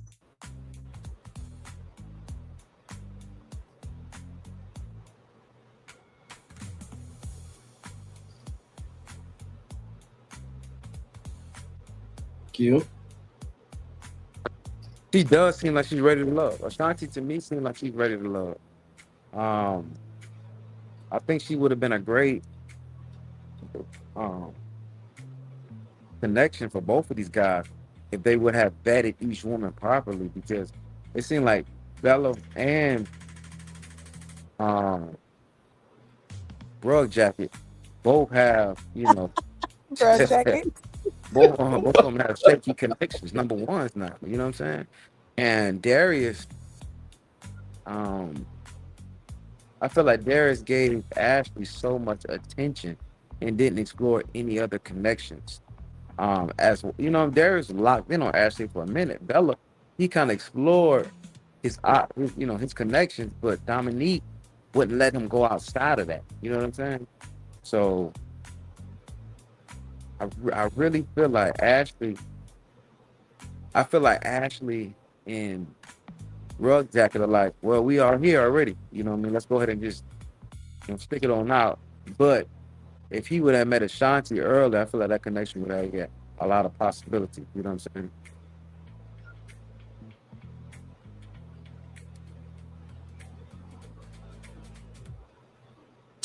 Yeah.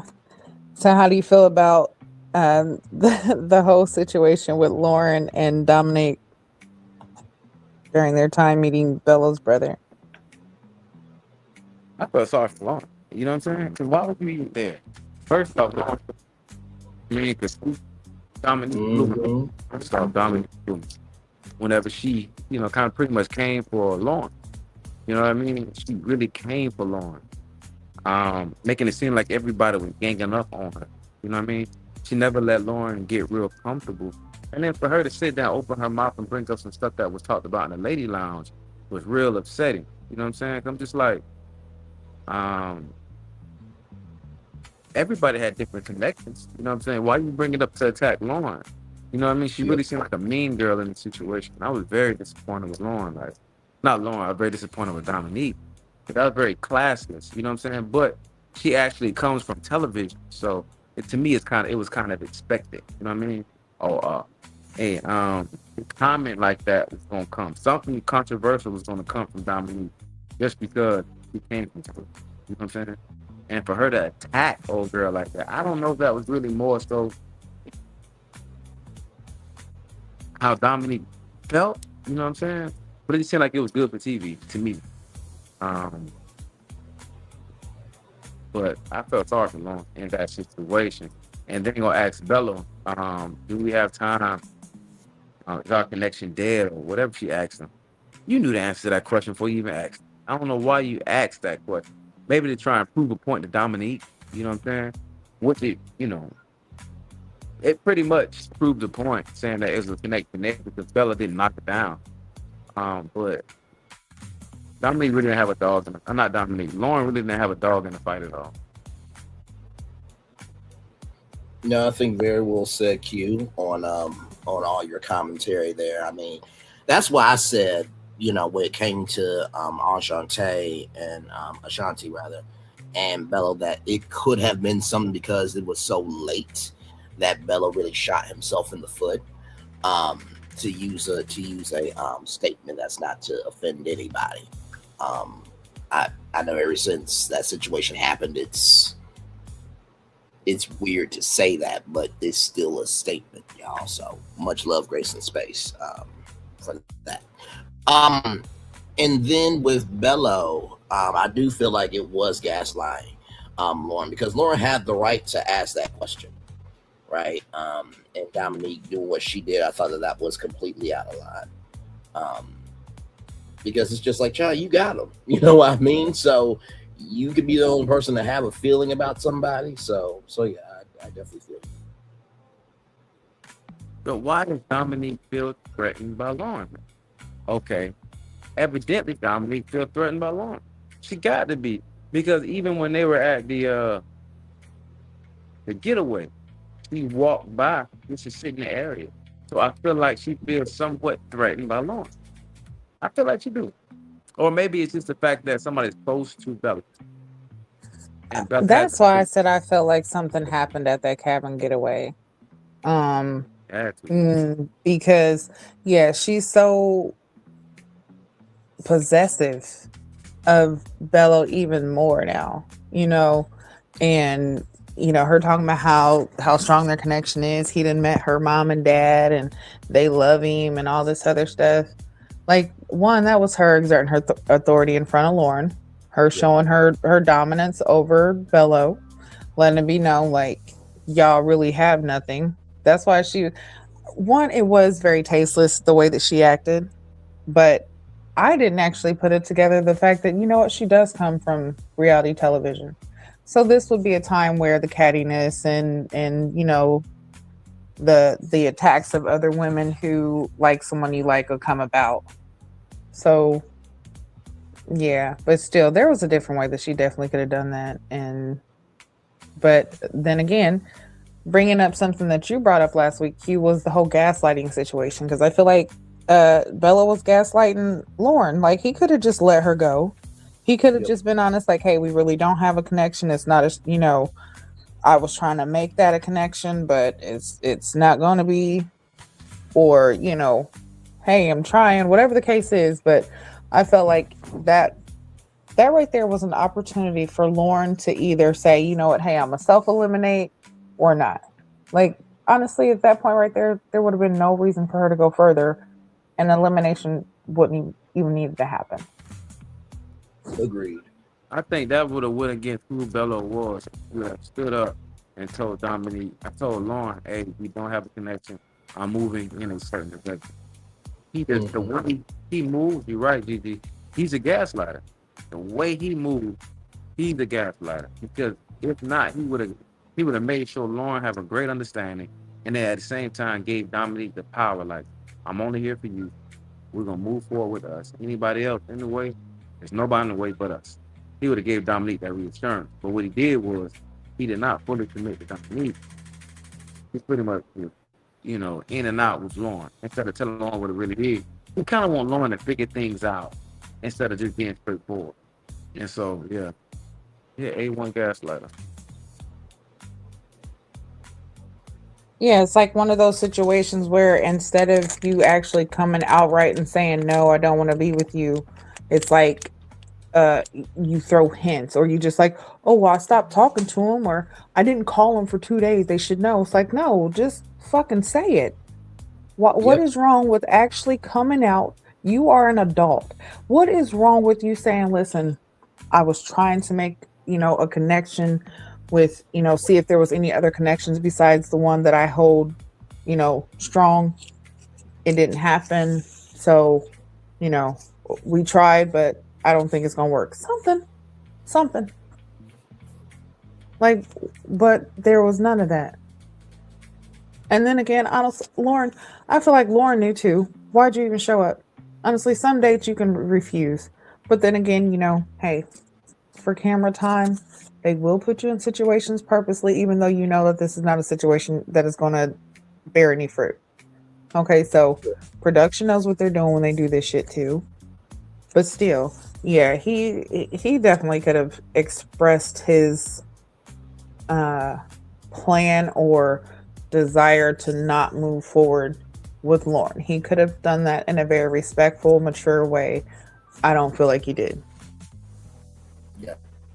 But that was also, again, a way to pacify Dominique in a way. And I felt like that actually was even more fuel for Dominique to act the way that she was acting.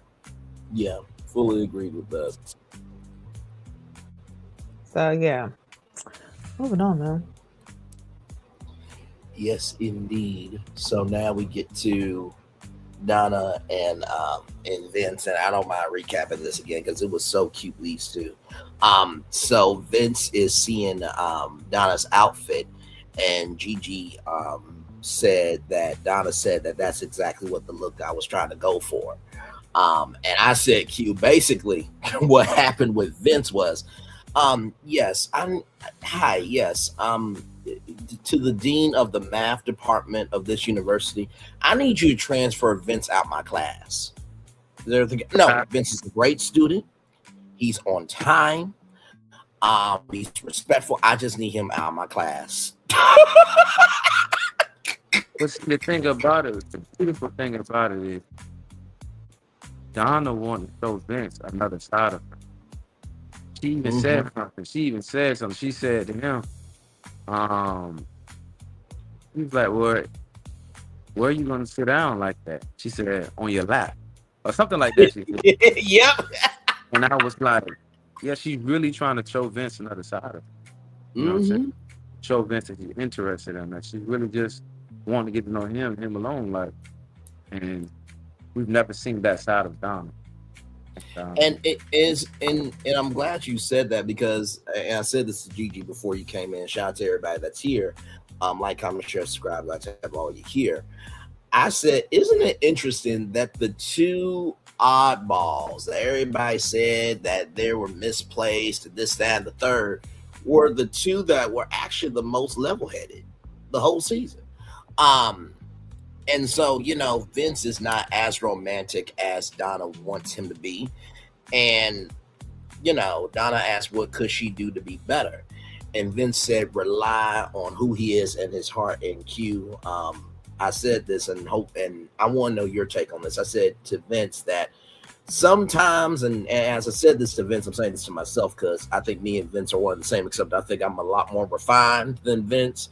But I said, even in your delivery, sometimes your heart will not be seen because of the circumstances.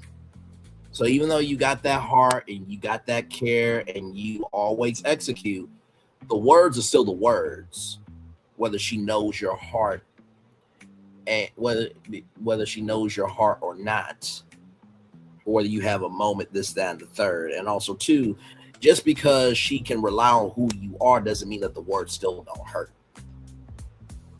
Almost that. Even though they came from a good place, you know what I mean? The word is still gonna be the word.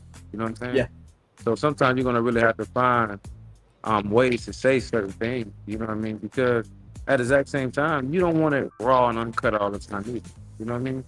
So sometimes, depending on the situation, you really gotta be this situational awareness. You know what I'm saying? And Vince needs to learn that. You know what I'm saying? Once he gets a better understanding of these situations, sometimes, a joke is not meant for every situation. Sarcasm is for every situation. You know what I'm saying? So I feel like the more it's required of him, you know what I'm saying? I feel like the better he'll become. You know what I'm saying? Yeah. So no, absolutely. I have to require for that man, you know what I'm saying, not to be more aware of the situation. But with Donna, he's going to have to be more aware of the situation because we want the best outcome as possible. You know what I'm saying? Yes.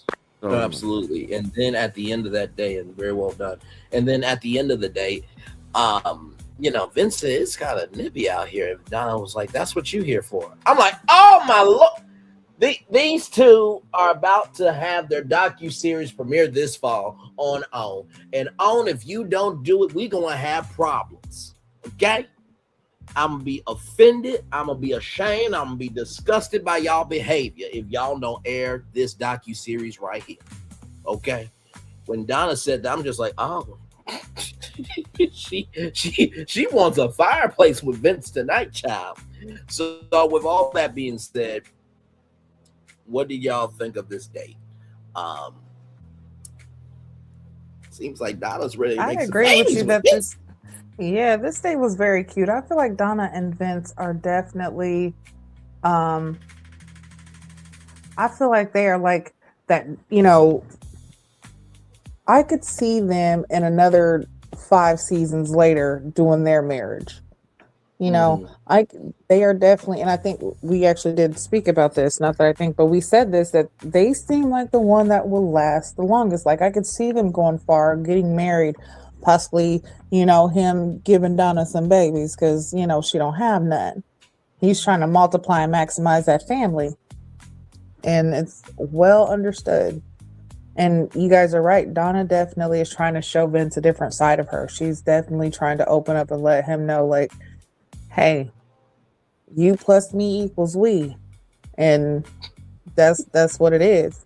Yep. But yeah, she was making so many cute comments back to him, and their conversations are always like, there's so much substance in their conversations. Like I don't get bored watching Donna and Vince talk because they hold so much weight with their conversations. No, absolutely. Yeah, I could just see them just like this, watching sunsets and sunrises together, drinking coffee, getting a routine down together. And I even said this because, the timeline is the issue, or that's, something with Vince. But when you find that person, some of that shit goes out the way. Yep. Donna can say, hey, Vince, I love you enough that I'm willing to wait. And Vince can say, hey, I love you enough that I don't want to wait.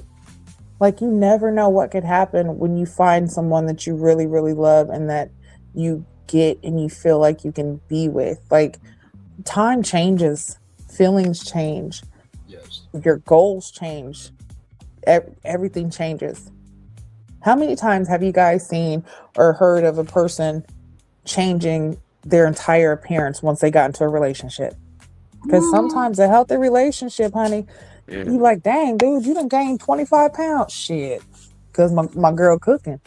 I'm up in listen, I go to work, I come home, house clean, and they got food on the table. I'm eating 3 meals a day. Before I was only eating 1. Yep. And half of it was just buns with pickles. But another thing is that timetable that Donna has, I feel like it's understandable, but a lot of that can come through with communication. You know what I'm saying? If you like, I really want this to work. How can we make it work? You know what I'm saying? No, absolutely. So And not to I, mention Yeah, too, Q, absolutely. not to mention too, Q, when Lauren came in, the way she cut her neck off, bitch, excuse you. Why do you exist in front of my husband? Like, hey, but the way Lauren does it, you know what I'm saying? Like she kept her cool about everything. Keep a level head. She's not gonna let people see that side of her. You know what I'm saying? And I really, really respect that. You know what I'm saying? Versus Dominique, ready to chop your head off. And the thing about it is, I'm like, Dominique, you know what I'm saying? I feel like you're a little too oh old. no, I was saying Donna, not Dominique. No, because it was Donna who cut her neck when Lauren came in. Donna, Yeah, her confessional. yeah, I know what you're talking about. But I was just saying, as to the fact of how Dominique responds to Oh, Lauren, gotcha. you know what I'm saying? Those comments she was making, you know what I mean? The questions she was asking Lauren, like, what gave her the right to ask Lauren these Yeah. questions? It's like her response say a lot versus, Yeah. you know what I'm saying? Silent can say a lot. You know what I'm saying? It can say a lot. But on the back end of that, her opening her mouth and projecting what she said, it says a lot too. And to me, it shows insecurity. You know what I'm saying? Like, you don't have to do all that.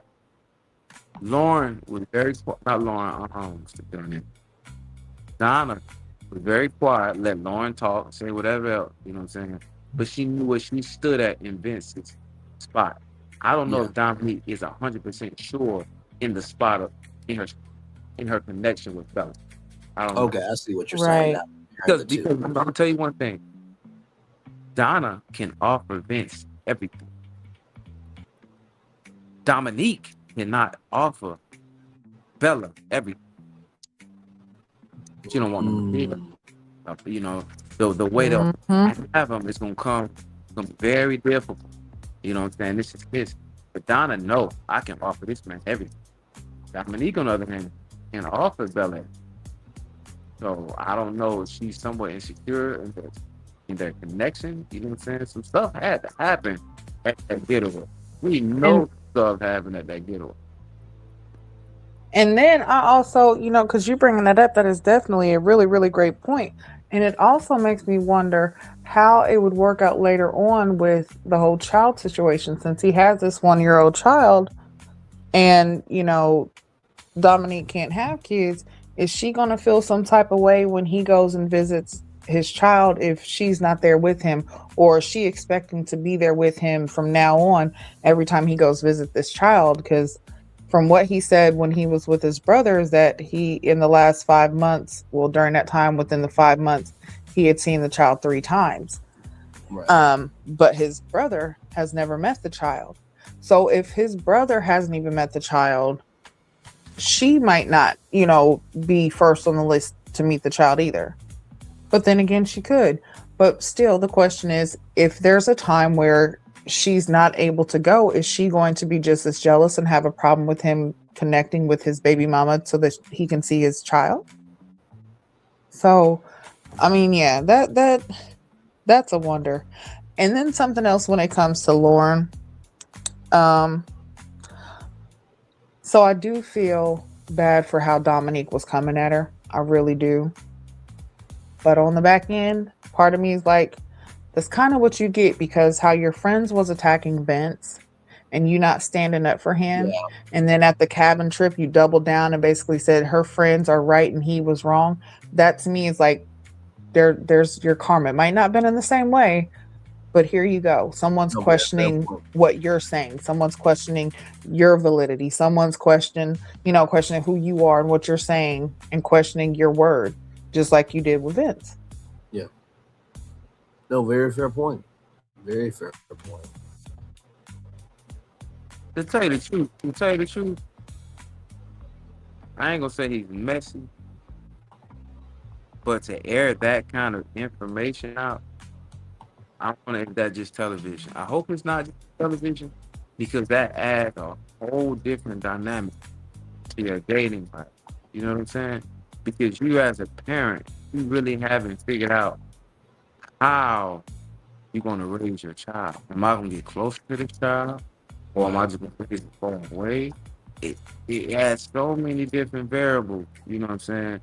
And I don't know if you got that situation figured out yet, how you're gonna do it. But inserting someone else into that, it's gonna be very. It's not gonna be difficult, but it's gonna have its challenges. You know what I'm saying? So, to me, should Bello even really be worried about? Um, I don't know the kind of connection Bello should be looking for. I mean, he his own man. You know, he knows what's best for him. Right. But the kind of connection that's going to be required, you have to be very flexible. You know, like we were saying, you know, sometimes you might have to fly out to go see your daughter and this and this. Will that person be accepting of, you know, how that situation is going to be? You got a lot of soul searching and thinking, and out of Dominique and Ashante, on paper, I feel like Ashante will be a better option because she's gonna offer something Dominique can't. You know, then I feel like Dominique's a little older too. You know, to me, as the situation unfolds and we see more of who Dominique is, it's gonna trip you out when I say it. Their relationship really reminds me of what's that lady name? What's the thick red lady? Who got into it with the producers that were on, I believe, or You talking about Janelle? Janelle and what's the guy name? Quentin. Quentin. Janelle and Quentin. That's what it reminds me of. This situation reminds me of Janelle and Quentin. It reminds me because the more I feel like we see who Dominique is, she kind of reminds me. She has that slight that rough edge like Janelle. You know what I'm saying? But she's a little bit more refined, and I feel like Bella is just kind of going along with the flow with Dominique, just like Quentin did with Janelle.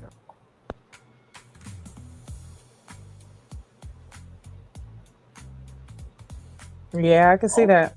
I can see that.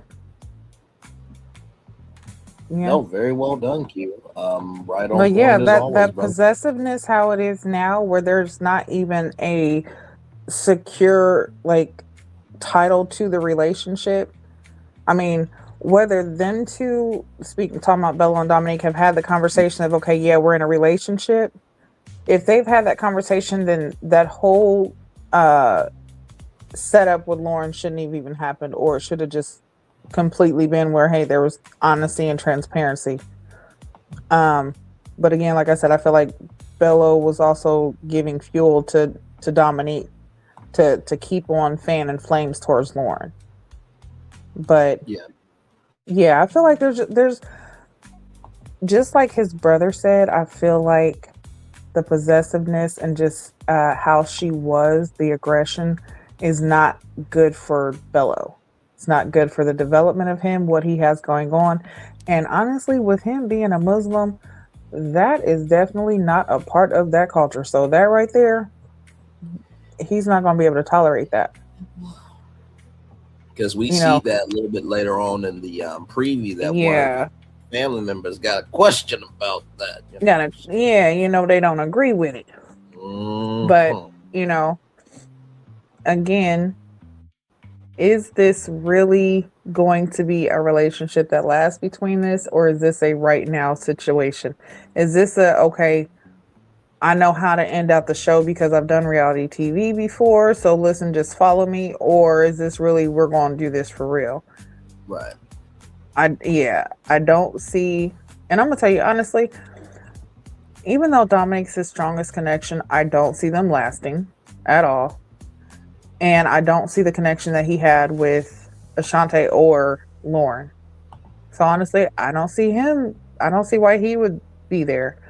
But to play the game and to end it out, I could see him and Dominique ending it out just to end it out. But I don't see it lasting. And then the fact that she throw up, well, Bella met my daddy. Bella met this person. Bella met that person. You know what I'm saying? I'm just like, why do you have the truth? Don't need to be explained. If I know, if I'm the truth, I don't have to sit here and make very good point. I don't have to make nobody believe the truth. You know what I'm saying? So I feel like she's really sitting here trying to get people to believe, it's more than what it is. Yeah. No, Yeah, and that's so true what you said. Oh, I'm sorry. Go ahead, Brett. No, go right ahead. I'll come right after you. It's all good. No, I was just gonna say that's so true what you said, because you talking about how he's met your mom and your daddy and they love him, but in the next clip, honey, your daddy got something to say. Don't seem like there was the love that you was talking about. And you were so right. What's understood doesn't need to be explained, because she's doing a whole lot of explaining and questioning. Why? If you know your position, you don't have to say anything. Because one thing I'm gonna tell you, especially as a woman, if you have a man who is your man, not y'all's man, but your man, he's gonna put you in a position to where you don't have to say nothing, because he will correct any incorrections that happen. Bingo. No, absolutely. And honestly, to tell you the truth, this is how I feel about it. Do y'all remember when the Razor came out and the iPhone came out, right? And how big those two phones were, right? I mean, to the point where Motorola brought back the Razor in an all new way, which I gotta give Motorola the credit, right? At this point, Dominique is given of, well, listen, iPhones are better than Android. It's just like, okay, well, can we both be grateful that we got a phone that can call people, that we can get to who we need to get to in case we're in trouble? Like, what's the point? Like that's how I really feel about this. Like, okay, and your point is just Jesus Christ. It's almost, and this is the thing too. Exactly. No, for real. And to put more of a fine point on it, I'm gonna bring up Wendy Williams for a second, right? Because her talk show was, she always said her talk show was like in a shoebox. Wasn't a big set, but it was hers. You think about that talk show set versus Oprah Winfrey, right? And she owned her studio. It was a bigger studio. It had 2 sound stages, right? Whether your talk show is in a shoebox or whether you own the studio, you're still on TV 5 days a week. The studio can only do as much as the host does rather. So if you are a shitty ass host, the studio can make it look, oh my God, wow, they look really entertaining. No, that's because the lights are set in a perfect position. But if you're really good at what you do, child, the monitor is out, but we're here. Right. Like, shit. Good Morning America went from a stadium to a showroom. Bingo. Gigi, thank you for saying that, because I thought I was the only one. I'm like, y'all were America's #1 morning show, moving out of Times Square into the basement of a glorified building named after one of the Robert A. Iger building. I'm like, I know it just can't be me, because I'm just like, right now Disney is going through a lot with their theme parks and stuff. And far be it for me to give an opinion, but if I'm Bob Iger and we got America's #1 morning show, and the #1 morning show seems to be that people love being in Times Square with people that could feel connected to them, why would I move that kinetic energy from an open space to a closed space? But hey, listen, Bob Iger's a smart one, apparently. Child, just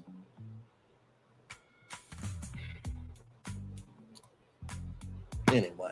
Just I thank you for saying that, because I thought it was just me. I really did. I thought it was just me when GMA did that move. I'm like, are y'all stupid?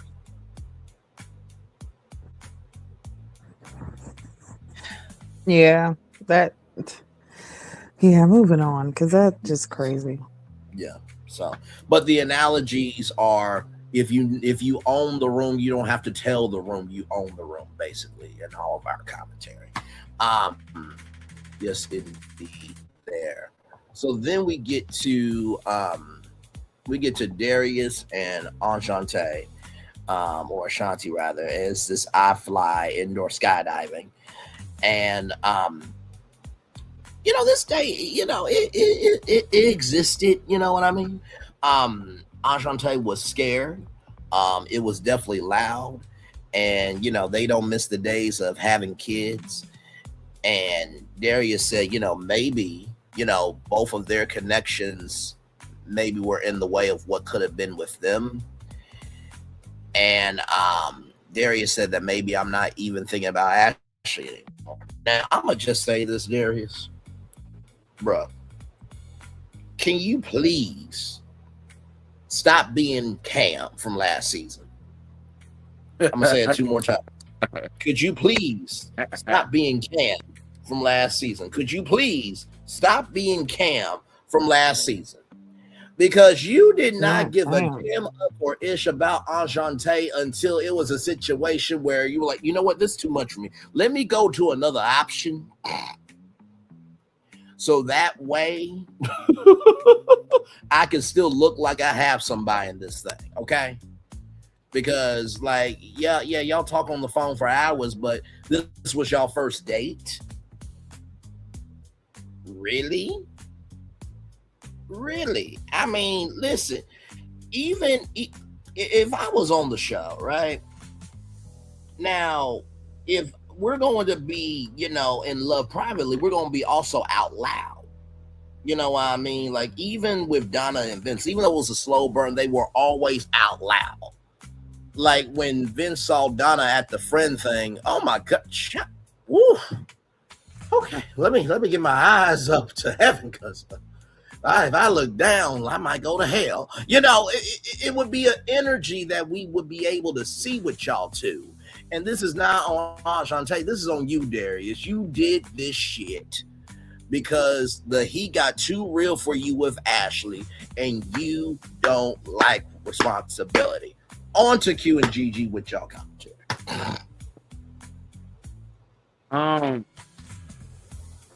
I'm just blown that Ashante is putting herself in this position.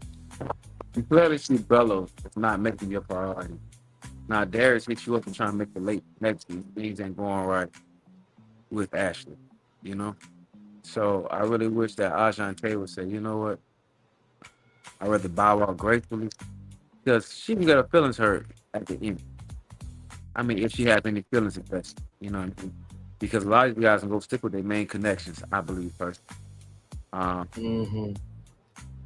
if I was her, I would just, bow out gracefully, because it's just too late in the game to really be trying to form a connection. You know what I mean? And evidently, I feel like it's just good for TV to have her around, because you got 3 guys, 4 girls. So it's gonna be an extended episode, just because of that situation. But and at the exact same time, I wish Darius would stop acting. Everybody can see this a mile away. This is not who this man is 100% of the time. It's no way you can have. I mean, I understand. Hey, if that's you, that's you. You know what I mean? Your look. But his jump be painted on so smooth every time he get on TV. You know what I'm saying? So it seems like he's in character. You know what I'm saying? It really, this. Now. Oh God! Everything he said has to have some kind of soliloquy with it, or a sharp punchline or something. It's like, bruh, like, just be you. You know what I'm saying? Instead of this person you're portraying to be. I totally agree. Like, all I could think of is a pimp named Slickback. He has, you're so right, something to say. Like, dude got a comeback for a comeback. And it's like, he has this is what makes me feel like some things that have come out about Darius could have some validity to him, because he has that swindler talk, okay? Like, he could scam you out your drawers and then sell them back to you. Like, I just feel like oh my God, a used car salesman, exotic car salesman. He's bringing that charm. That's what he's bringing. So I don't know if anything that we have seen has been Darius, or if it's been the to-be intern, the pimp intern. Like, who are we seeing? Every character come with a new fur. We have Yeah, it's like, come on. furs. Like, what in the world is. And you're so right. It's like, come on now. You haven't had no other connections. You've been so stuck on Ashley. You've been talking about how you and Ashley are so connected. Even when it came time to the pottery and the plants, you gave yours to Ashley. Ashley gave yours, to each other. Steven was the only one who was like, I'm gonna give one to everyone except Donna. Yep. Which, hey, that's fine. You're lost. It's okay. But we've seen that your connection has been Ashley this entire time. Now, all of a sudden, when we're down to the nitty gritty, and now you want to try to build that connection with Ashante, it's a little too late, I feel. But I was also saying, we talked about there being plants on the show sometimes, and it very well could be that Ashante could be one. Not saying she is, but it's possible. That's why she has lasted so long without having a verifiable connection. But we're at the end now, so yeah, it's like, what's gonna happen now? No, fully agree. Wait a minute, hang on. I'm getting called. Hello. You really want to do this? We live. Okay, all right. I'll let you talk to. Now, Gigi, you brought up my fucking damn name. Now listen, I was on Cartoon Network. Okay. That was Adult Swim.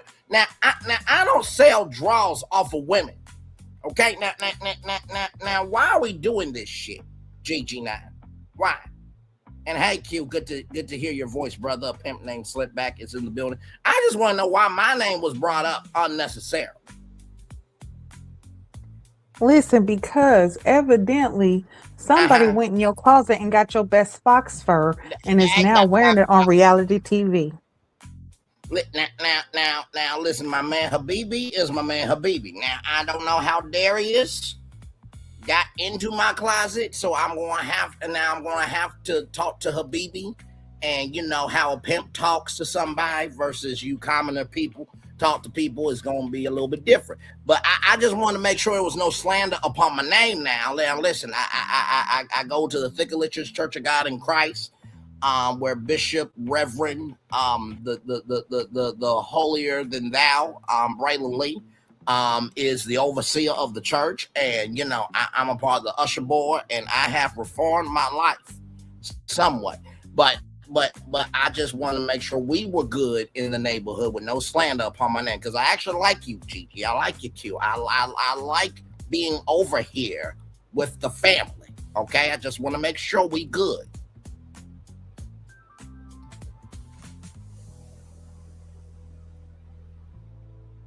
Listen, it's all love over here with the family. We just want to make sure that that somebody is out here unlawfully taking what should be yours. And I feel like he is even taking your slang and trying to recruit somebody. Listen, he trying to recruit. Now, I don't know if he's trying to take over your turf. But his white ex-wife is the head of my operations team, and we have included snow bunnies as a part of the force now for pleasure and services and products. So praise be unto God, hallelujah! It's a great return on investment. So I'm gonna work it out with her. You know what I mean?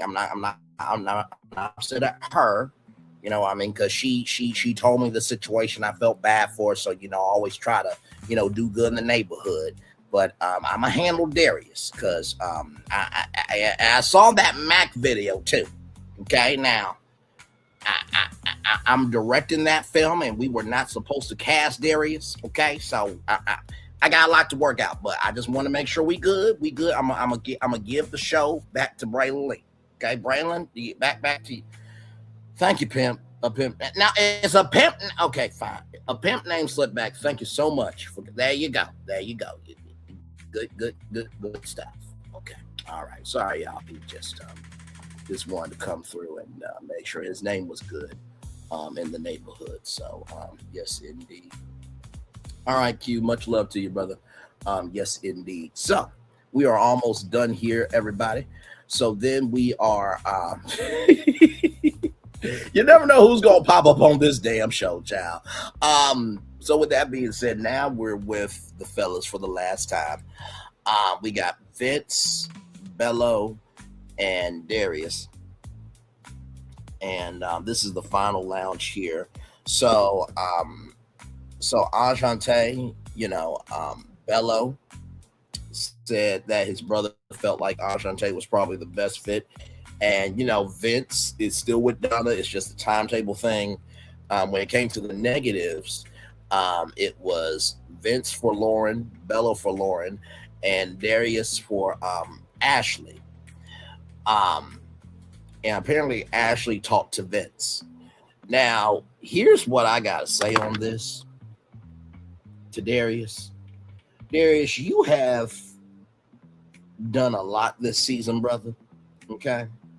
And you also go off on Vince.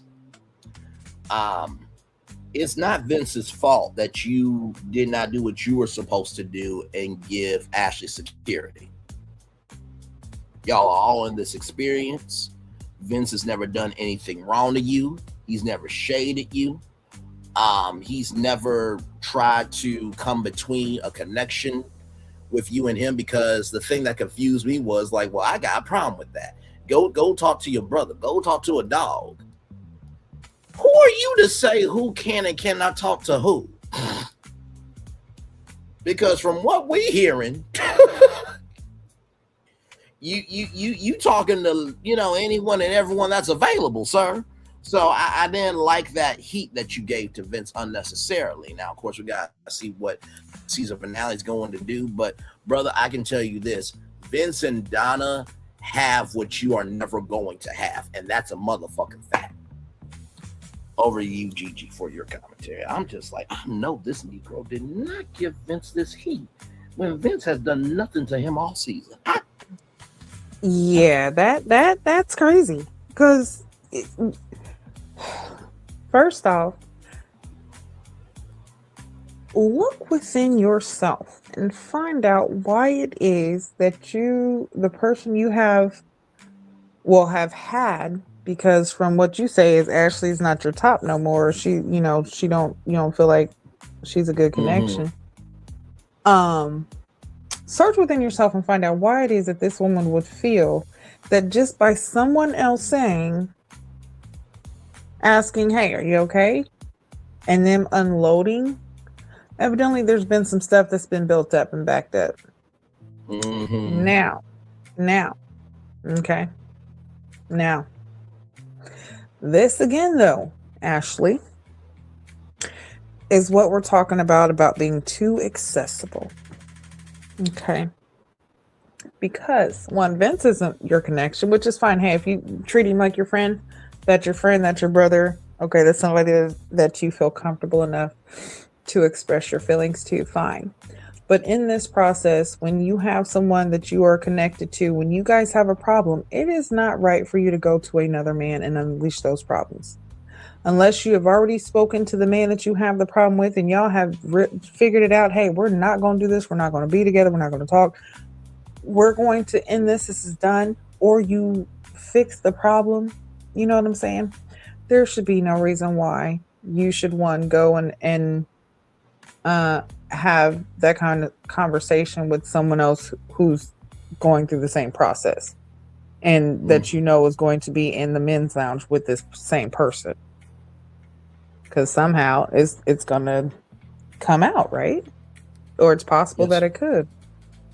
So yeah, I feel like that's a two-way thing. Like, I feel like, Darius definitely needs to look within himself and figure out why it is that Ashley felt that way or did that. And also, Ashley, figure out, was that the best way to handle it by going to Vince and talking to him about it?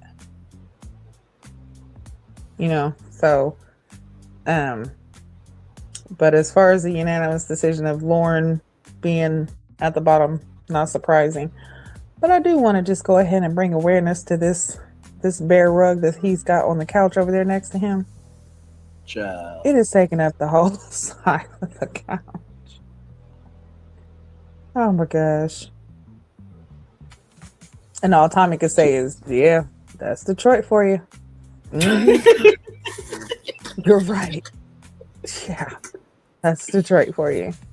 Sometimes the best comedy is just saying what needs to be said, you know. You ain't gotta add no sauce to Right. it, you know. Just but you know what, you brought up a very good point, Gigi, about that, you know, it should be with Darius, right? That Ashley should talk to Darius. But I'll take your point and raise that point of, if you can't feel comfortable to talk to your top connection and someone else was more understanding, then maybe that just says everything that you need to know, that maybe this should be over. Come on now, say that. Now, say that. Let me say that one more time. If you had to talk to another man, which for the record, Gigi brought up a great point of that, you know, Ashley, you should not have went to Vince. However, y'all are in the same experience. So like, the hell? None of y'all are married. and number 3, y'all all are trying to figure out what love means to you. And sometimes just getting an outside perspective is what you're supposed to do. Okay. And Darius, you also gave your card for Ashley. Okay. So just keep it a buck. But let me say it 2 more times for the record. If she had to go talk to Vince about what was going on, maybe she didn't feel comfortable with you. Maybe that should tell you that it should be over. If she felt more comfortable with Vince, and Vince being Vince could give more love, grace, and space than you, and that's your top connection, what does that say about you? Child. Right. Just keep it in the book. I mean, I from Gigi's point of view, I can get the heat now because, okay, you rather her come to you, but she couldn't come to you, bro. And you were way wrong for giving Vince that heat because he did nothing wrong. He was being comforting. Good damn. Like, really, that's a crime? Jesus Christ. That's why I said, like, I mean, take a look within yourself and ask yourself, why is it that she was comfortable enough to go talk to someone else about a situation that y'all had? Correct. You so worried about being a Mac that you're forgetting what really matters.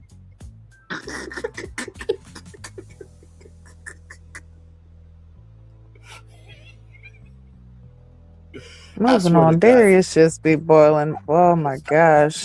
If we see the Mac movie franchise on Tubi, I am going to lose it.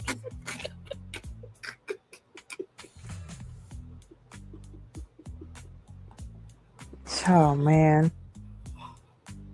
Okay. So then Return of the Motor City Mac. Listen. Starring Darius. My Lord Jesus. Can you imagine? Because listen, OWN does movies, but they usually do holiday movies. Can you imagine Mac Claus during on the holidays or on for the holiday season? Could you imagine the Mac Cracker? You know what? I'm not doing this with you. No, nope. Nope. Nope, not doing it with you. No, Christmas time is a time for families, Gigi. They can't air that one. 7 days of Macness. 7 days of Mackin'. Good damn.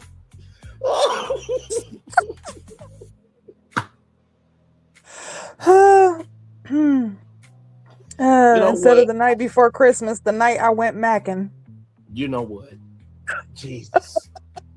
Could you imagine if they did a own version of the Elf movie? Hey, Oh so gosh, Rudolph the Mac deer. yes, Mac the Elf here. Oh my god. Elf the Mac. Oh my God, child. Starring Darius. Bro, listen, this is not our fault. This is Reddit's fault. I'm gonna show you exactly whose fault it is, okay? And we're saying this with I love Reddit, okay? But this is y'all's fault right here, okay? Here we go. Wait a minute, here we go.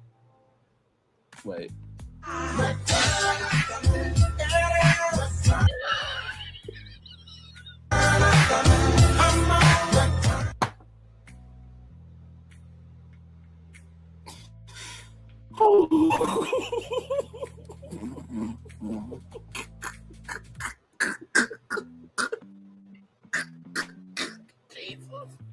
Oh my gosh. Santa Claus was a Mac man. Listen. Oh my goodness. Okay. I saw mommy kissing MAGA clones. I did. I saw mama and daddy macking.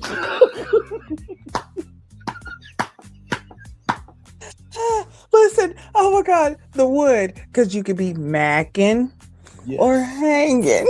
Yes. Yes. From kids who 1 to 92, though it's been said many times, many ways, Mary Mackin to you. I'm sorry, that King Cole. I'm so sorry to you, brother. I didn't mean to disrespect your song like that. Listen, this ain't our fault, damn it. This is the Ray Love Reddit's fault. We just responded to shit. Rudolph is macking reindeers.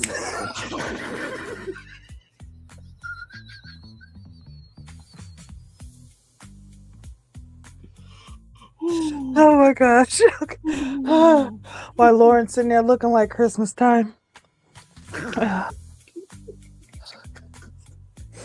Oh man.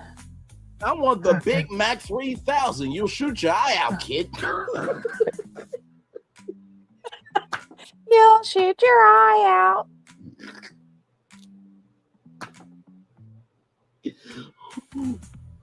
Miracle on Mackin Street. You know what? Let's stop this. Listen, Halloween time. Michael Myers. Oh my God. Good Lord, jeez. Oh my God.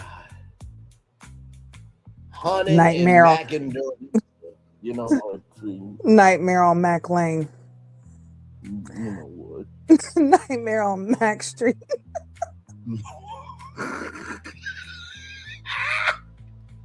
Jesus. Oh my gosh. Okay. Mackin over the rainbow way up.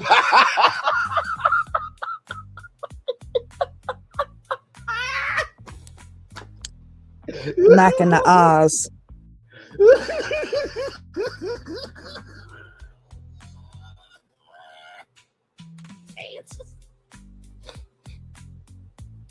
Oh my God. Follow the Max down the road. Follow the Max down the road. Follow the Max down the road. All right. We could keep going, but we're gonna okay. Hey Mac, why are you shooting those red arrows? Well, listen, I'm Cupid. And Cupid be macking people in love. You understand? This is what I do on Valentine's Day. You know what?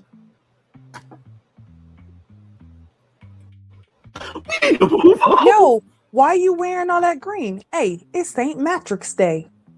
You know what?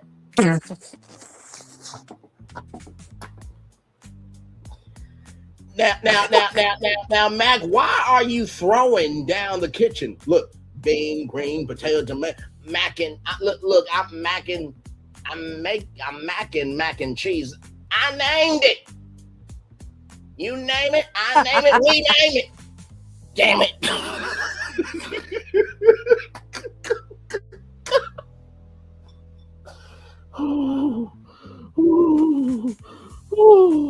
Oh, please forgive me for this one. Oh my gosh, y'all forgive me for this one.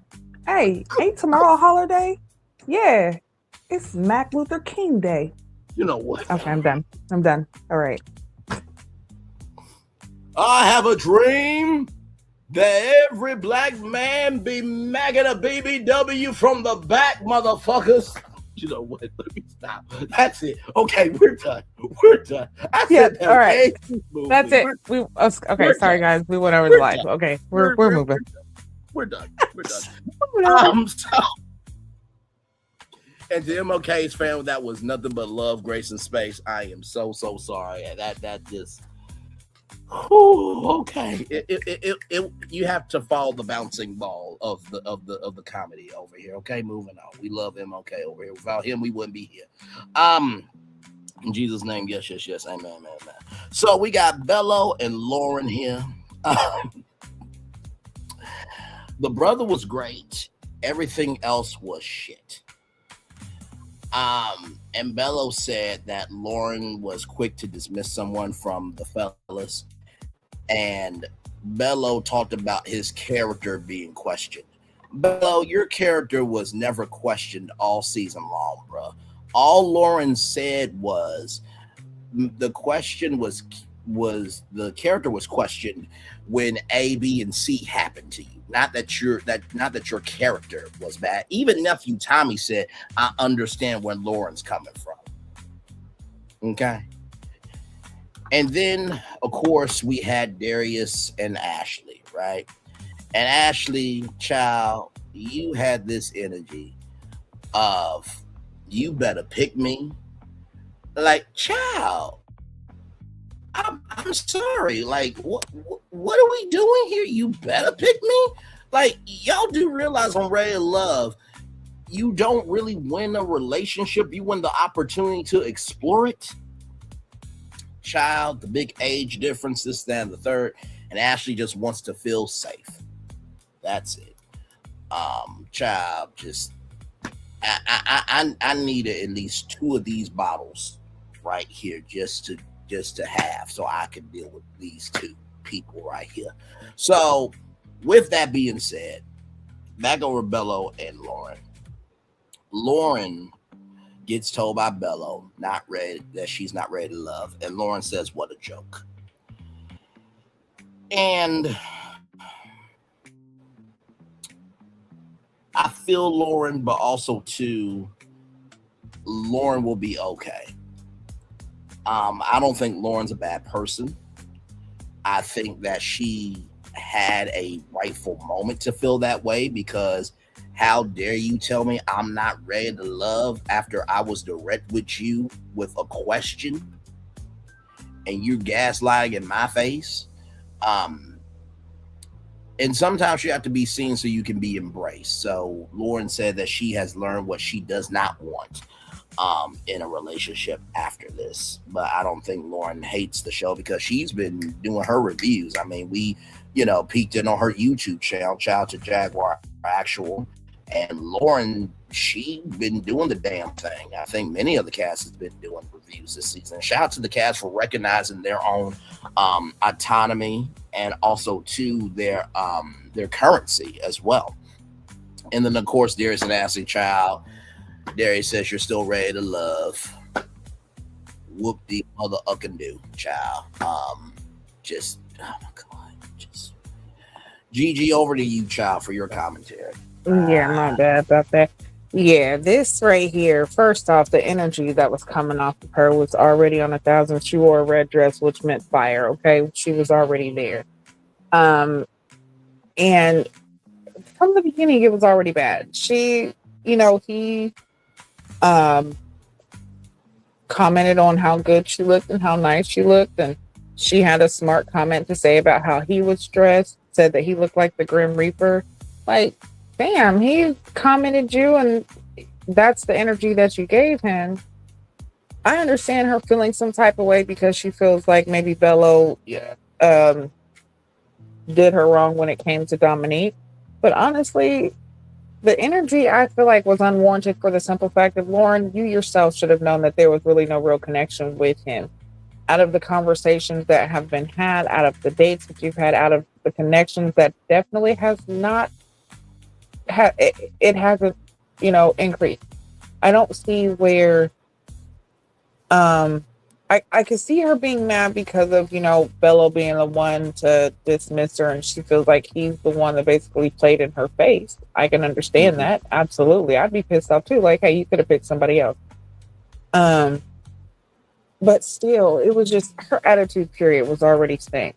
And there was little stuff that she's done throughout the season that kind of gave her a bad rap, just like with her attitude. Yeah, she was cool and calm in a way when, Donna was sitting there with Vince and she was kind of being, a little poised, and, she was giving grace when Dominique was coming at her. But again, we've seen that she didn't have that same energy when she was around her friends. If her friends was there, she would be ready to rah-rah and go after it. You know what I'm saying? Because she has backup. But when she's alone, it's kind of a different story. But here, I feel like she already kind of knew what was going to happen.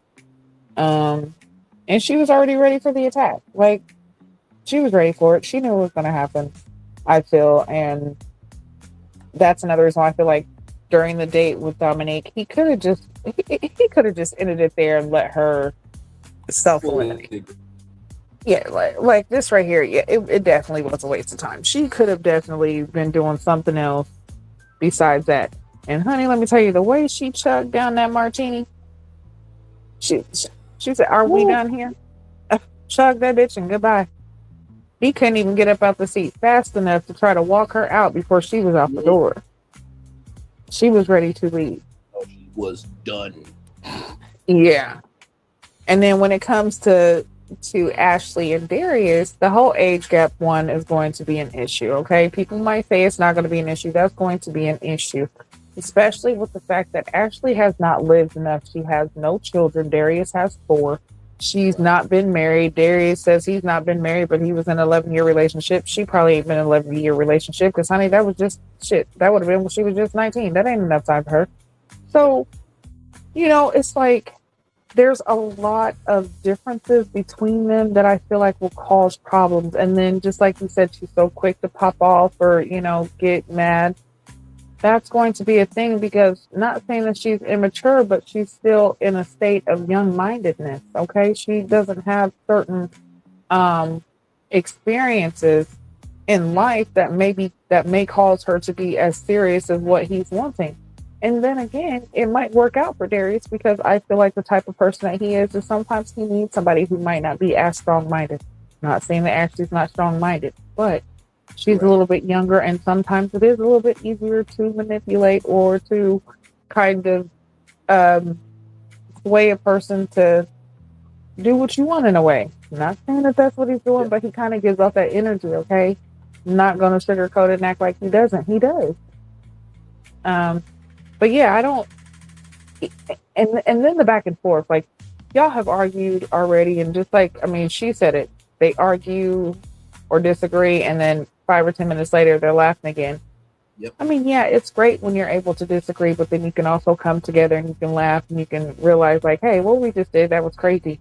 But when that becomes your normal, when that becomes your norm, then that's a problem. When you're expecting that, hey, we're going to argue, yeah, we'll laugh afterwards, but we're still going to argue. No, who wants to live like that? Why not just have peace and harmony? Yes. And then, the issue with, her submitting or feeling like, submitting to him, that's going to also be an issue because him being 10 years older than her, he's definitely going to want somebody who's going to follow his rules. He's at that age where he wants somebody to follow him. He's going to want somebody to do what he says. Correct. You know, and we talked about that. That's not a bad thing, as long as you have the. Don't offer me a lifetime package when that package doesn't even come with health benefits. Okay. Amen. So don't offer something or want something from somebody when you can't even deliver on what you're wanting. You're not delivering. This is the whole Ponzi scheme. You just want, but you're not about to give no product. No, I don't. So that's what I feel like is going to be the reason between them. But for him to be in the lounge and, Ashley says bottom, he doesn't know if they are connected no more. And, the conversation, he's got a problem with Vince. But then when they get, in front of each other, that's who you want to be with. That's, you know what I'm saying? Now you're acting like you guys are going to be together. What was all that talk with Ashante? That part. So I feel like Darius has had his to-be representative come out the entire time. He's been showing that he can be a pimp in the morning, a pimp in the evening, just like that, So honestly, I'm just waiting to see if he actually does leave with Ashley or anyone. Yeah. No, I definitely feel you. But yeah, we see Lord gone, and now it's down to 4. So. Yes, indeed. And then the season finale is next week. So there is a argument that happens with Darius and Vince. Of course, we got to see more of that. But then there is the ladies' families. And Dominique's dad has a problem with him being a Muslim. There is a question with Vince and Donna once again. And here's the thing with Vince and Donna. I feel like these questions are not detrimental questions, right? Of course, we got to see the full context, conjecture, and connection, but I feel like these are problems that they have, but they're not going to stay in that state. And then, of course, there are some people as well. And then, they got to find that meeting spot. And Ashley looks like she is crying, child, of I don't want to feel unappreciated. So right, and she don't want to feel like she's making the wrong choice. Exactly. So it's like, so did you just not want to just leave that last date and just be done with it? Just ask you a question, yeah, so just holy child. Okay. What did you think of the preview?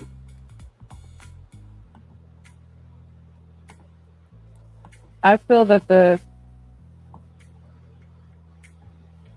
I think the preview definitely is going to, it shows a lot of holes within certain storylines. Just like we talked about Dominique talking about how Bello met his mom and her mom and dad, and they love him. And we see something different when they're face to face and the dad, they have that conversation, because you would think that if he's met your mom and dad or even FaceTime with them or talk to them on the phone, that conversation would have come up, especially if you're throwing out the fact that they love him. Like, evidently that conversation wasn't had. So there's the hole right there. And then, of course, at the end, we see Ashley crying. Yeah, they're hugging and kissing right there at the end, but she's still feeling like she doesn't want to make the wrong decision. And I feel like that's going to be what's going to keep her from choosing Darius. And even if she does choose him, I do not see them lasting to the reunion at all. Yep. The one I could see lasting or even making something happen or even continue to try would be Vince and Donna. I would be so shocked if it doesn't happen. But they're who I'm rooting for, and that's who I could see happening. And honestly, I want to see this confrontation between Vince and Darius. I want to see how that plays out. So, I'm here for it. And like you said, this week is, the finale. And after that, we have the reunion. The reunion. Now, question. We know that it's normally 2 parts. Would you be here for 2 parts or 3 parts? Just because of how good this season has been, I would be here for 3 parts. And I'm gonna tell you, I hope that and they most likely will, probably do something in remembrance of Richie because didn't he pass away? Yes. So, doing something in remembrance of him would be definitely something nice to do. But yeah, I would be here for a 3-parter. And again, I'm waiting for them to do, even if it's a 2-parter, I'm still waiting for them to do the live reunion. Yeah. Take us back to live. That's really what I'm waiting for to happen within the seasons to come. But yeah, because this one would have been a great live reunion, child. It would have been great live. I mean, just and let me tell you something. Everybody brought it this season. I mean, there was not one bad episode. It was like you actually looked forward to this thing. You know what I mean? It was just one of the top seasons ever. It's been up into the 8s and 9s with our scoring this whole season. I don't think we've had one bad episode. No. Even with them, having a couple fillers in there, there was enough brought within the rest of the episode for those fillers to be obsolete, for it not to be like a big thing. But yeah, this episode, I'm still going to give it an 8 point. I'll give it an 8.8 actually. Yeah.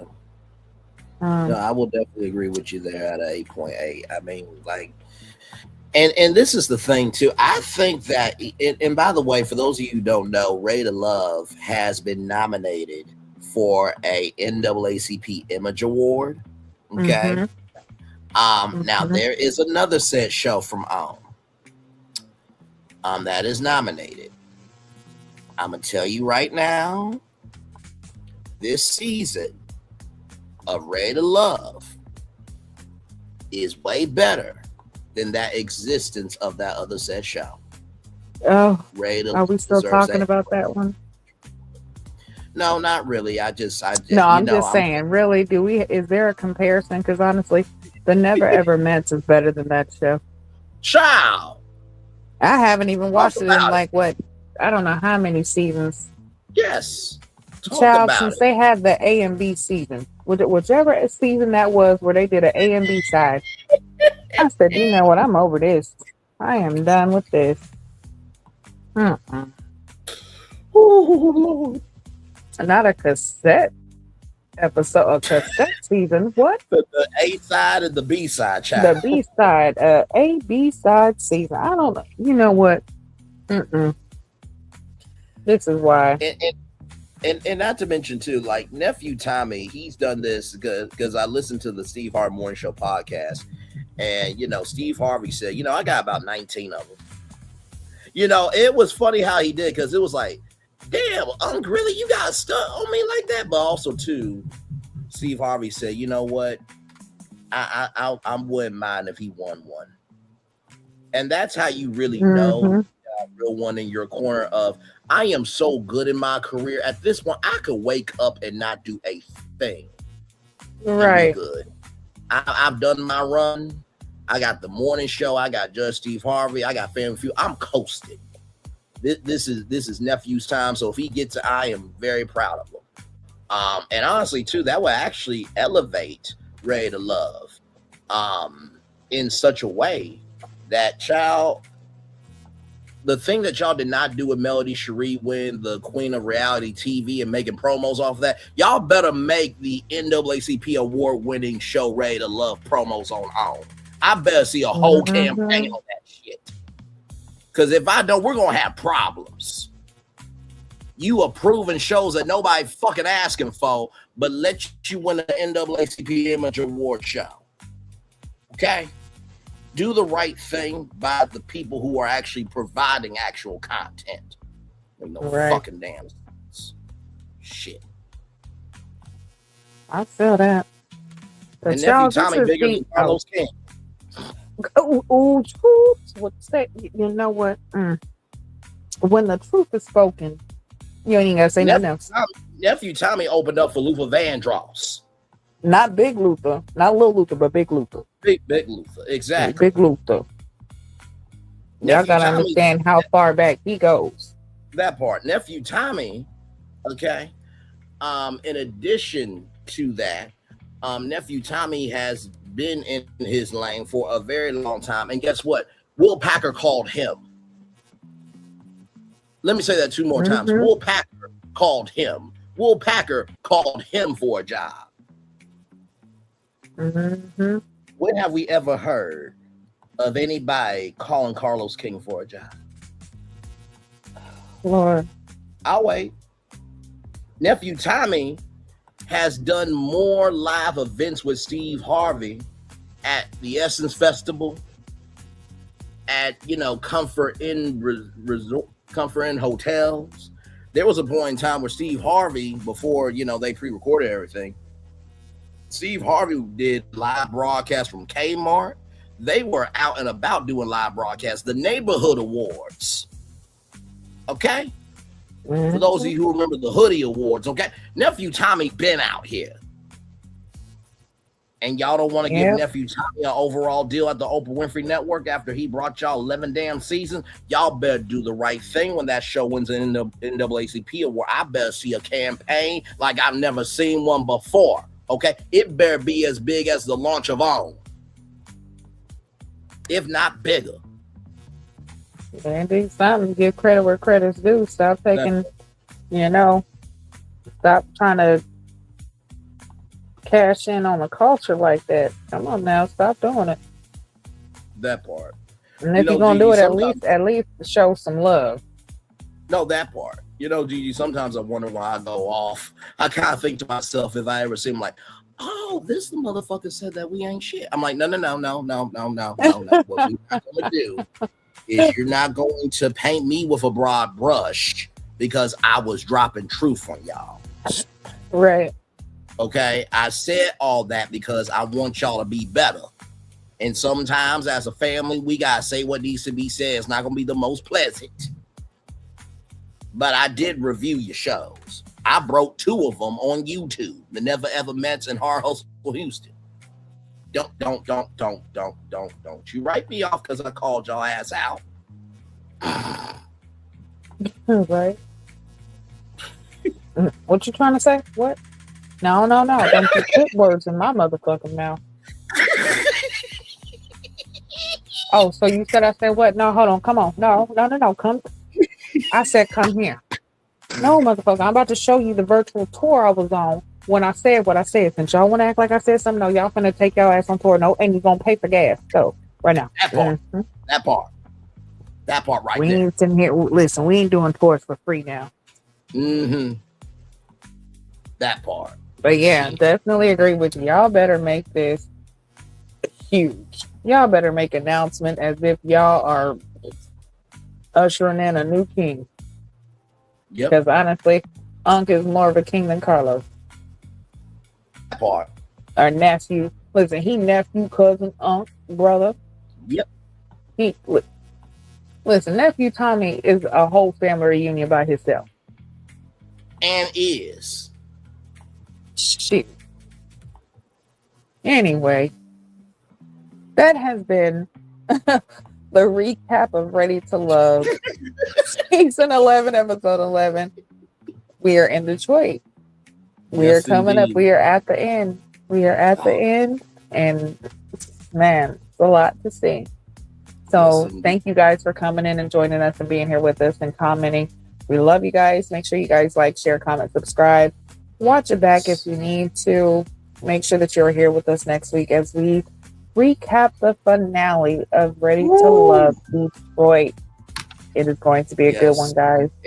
So and of course, make sure you guys stay up and stay great. Oh yeah. Oh, the reunion is even more anticipated. You know what? We might have to come up with a game or something. How we did for Ready to Love before. We might have to do something for this reunion because I feel like this season was so good. Like it deserved a good celebration for the reunion. Yes, it does. So Yes, it does. we'll have to work that out and figure out how we're going to do that. Of course. Yes, but right, good night, friend, everybody. Much love. All right. See ya. See you soon. Yeah. Yes, indeed. Another great after show review show. Shout out to everybody that came through.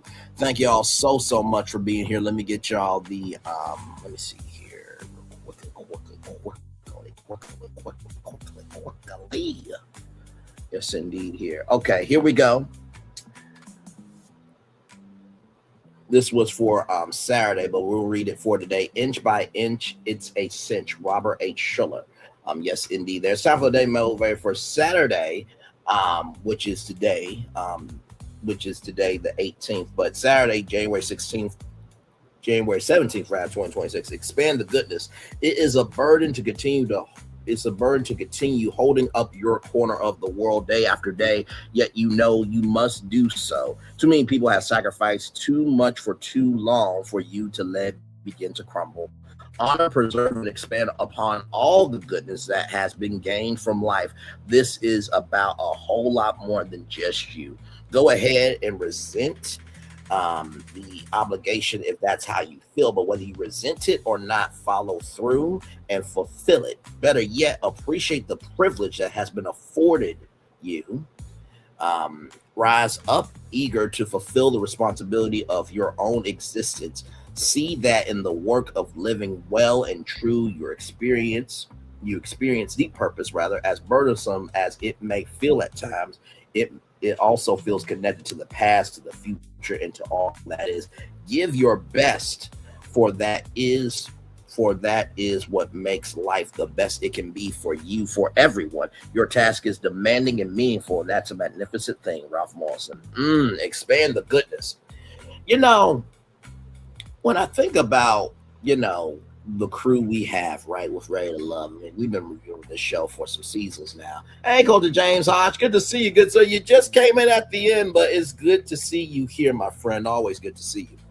When I think of this show, right, and I think about how far I have come in my perspective of relationships, I've recognized the only reason why I have an expanded view is because I allow myself to see good things in life. A lot of times we wonder why we receive bad things or we view things in a bad way. It's because of what we consume. So that's the first thing. So if you want goodness to expand for you, you have to start looking at the good. Amen. The second thing I will say to you is rise up eager to fulfill the responsibility of your own existence. Nobody's going to be better than you at being you than you. Steve Harvey said, you may know more than me, and you may know more than me, and you may know more people than me, but you will never out hustle me in being me. That's a fact. Right? There may be another Braylon Lee in the world, but there's only one Braylon Lee from Little Rock, Arkansas. Okay. And finally, the third thing with this here, expand the goodness. Your task is demanding and meaningful, and that's a magnificent thing. It is a magnificent thing to have responsibility, for somebody to believe enough in you to say, I want you to be responsible for this because I know you got it. I know you got it. And finally, to add a bonus motivator on top of this, to relay it back to Ready to Love, as we get ready for the finale, I will say that the motor in this season is understanding who you are. The first thing I would say about understanding who you are is recognizing, in order to understand who you are, you have to be open to the options around you. There were some connections that really could have been something, but people got locked in too early, right? So in order to understand the motor of who you are, you have to, first of all, make sure that you know your options. That's the first thing. The second thing is, when you are standing for something, stand in what you are about. Everybody's not going to respect what you do, but then again, they're not living your life. Right? That's the second thing I'll say. And finally, the third thing I'll say about understanding the motor that you have in terms of finding love is that there's different gears, right? There's the Prindle, PRNDL. There's the park, there's the reverse, there's the drive. There's the lower gears, and recognize it's okay to shift. It's okay to shift. If you want to reverse out of a situation that no longer serves you, reverse yourself out of that shit. If you're ready to park and be still and think about some things, then park and be still on some things. But if you want to put your foot on the gas pedal and drive to what's yours, then do that shit. Okay? All right. And with that being said, everybody, it's time for the best outro on YouTube. Know what you do and do what you know. Never say you weren't born special, because you are always one of blessing. And trust, you may not be where you want to be, but by the end of it, you'll be where you need to be. Do what you've been chosen to do. Why, it's one thing to call yourself, it's another to be chosen. One love, much love, all love. We have spent time with you. You have spent time with us. And hopefully by spending time together, rise will be great together. And always remember where you're doing radio, television, YouTube, living your best life, or child, you find your Donna and you find your Vince, and y'all go off and be happy together. Make sure the replay is not just right for you to watch it, not just right for you to listen to it, but for you want to experience it again. We love you, we value, we embrace you all. Always remember, on see love you gotta give it, on see love you gotta give it, on see love you gotta give it. Wherever obstacles you've overcome, where success you have achieved upon this particular day, we are extremely proud of you, but no one else is proud of you. Proud of your damn self. And finally, y'all, listen. I said what the fuck I said about that NAACP Image Award going to Ray to Love, and I mean it. I mean it. I am so sick and damn tired of just anything being accepted as a nomination when you are producing shit. If we don't have standards and requirements, we will have bottom of the barrel shit. Okay? So can we please give a damn about what we're consuming so we can celebrate what needs to be celebrated? Can we please give a damn about what we're consuming so we can celebrate what needs to be celebrated? Can we please give a damn, a fuck and a shit about what we consume so we can elevate, celebrate, and invest in what needs to be seen on TV? One love, much love, all love. We feel the love. And we send it right back to the commercial break and fireworks coming your way for the day that was, for the day that's come, for the blessing all the way for you, me, all of us, as society, as people, as culture. We feel the love, and we send it right back to you. Love you all. Have a wonderful night. Bye-bye. I thought I should tell you, they've been talking about you. Yeah, they've been talking about you. They've been talking about the fact that they've done everything they could to stop you and everything they could to block you, but you still win. They've been talking about the fact that they have undermined your success and they have tried to sabotage your seasons, but you keep winning. They've been talking about the fact that even though they don't like each other, they get together to try to kill you, but you keep winning. They've been talking about the fact that you were voted least likely to succeed, but like cream, you keep rising to the top. They've been talking about how they tried to burn your world down, but like the phoenix, you rose from the ashes. They've been talking about you. And you know what they say? Oh, she's just lucky. He's just lucky. But no, you ain't lucky. You're anointed. You got something on you. You got favor on you. You got power on you. You were born to win. Now they can call it luck, but it's grace. They can call it luck, but it's favor. But whatever they call it, it doesn't matter, because you know what God calls you? Do you know what God calls you? A winner. I thought I should tell you, they've been talking about you. Yeah, they've been talking about you. They've been talking about the fact that they've done everything they could to stop you and everything they could to block you, but you still win.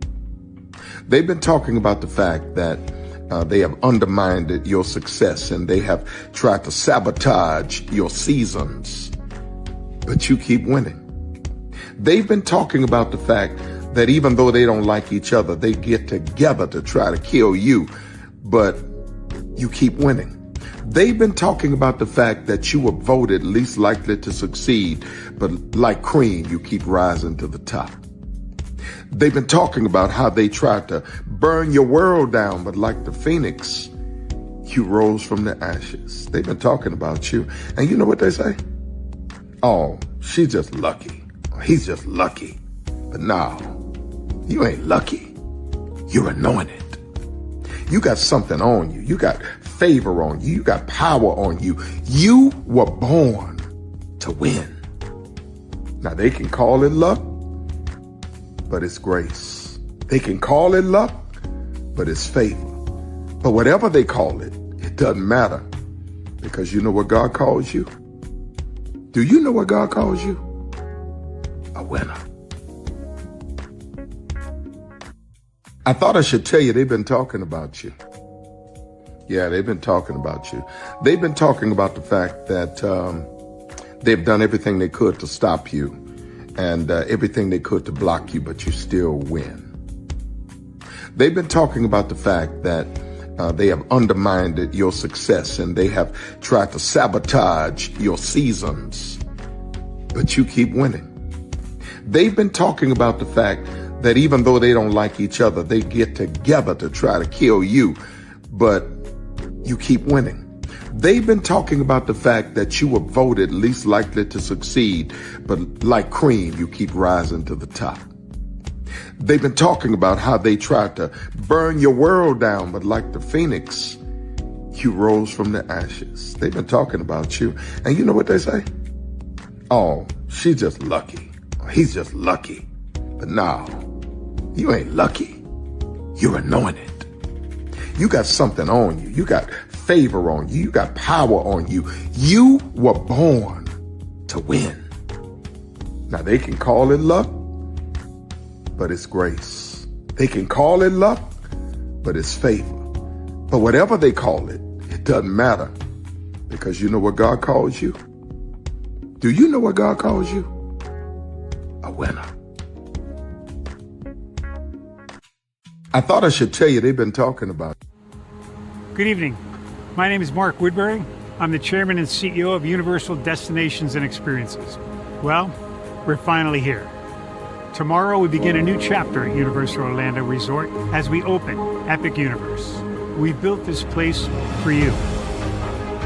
I want to thank you, our fans, for your love of our stories, characters, and immersive experiences that inspired this incredible place. Epic Universe represents over 8 years of meticulous planning, immense creativity, and innovation, combined with unmatched craftsmanship and operational excellence on the part of thousands of people who have brought to life the stories and characters that live beyond each of Epic's portals. But it represents so much more.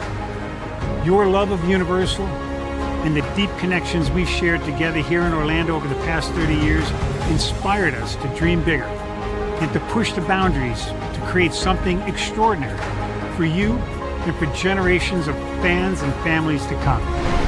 And tomorrow, as we open Epic Universe, I can't wait for you to experience this place for yourself. Now it's your turn to step inside, to lose yourself, and to share this place with the ones you love most. As we open this park, we hope your world becomes a little more epic. Tomorrow, Epic Universe becomes yours.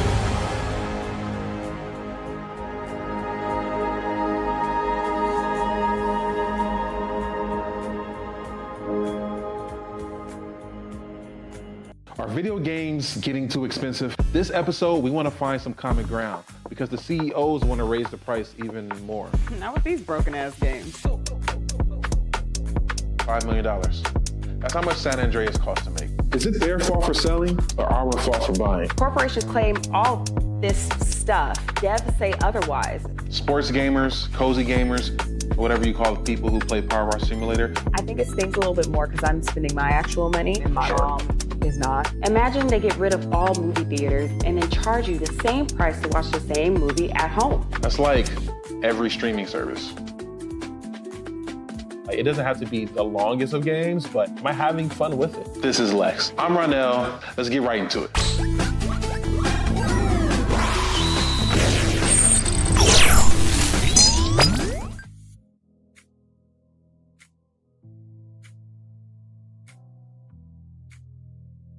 Are video games getting too expensive? This episode, we want to find some common ground. Prepare for a journey beyond imagination. beyond belief, beyond anything you've experienced before. Universal Epic Universe, a new theme park where you'll step through extraordinary portals to 5 immersive worlds.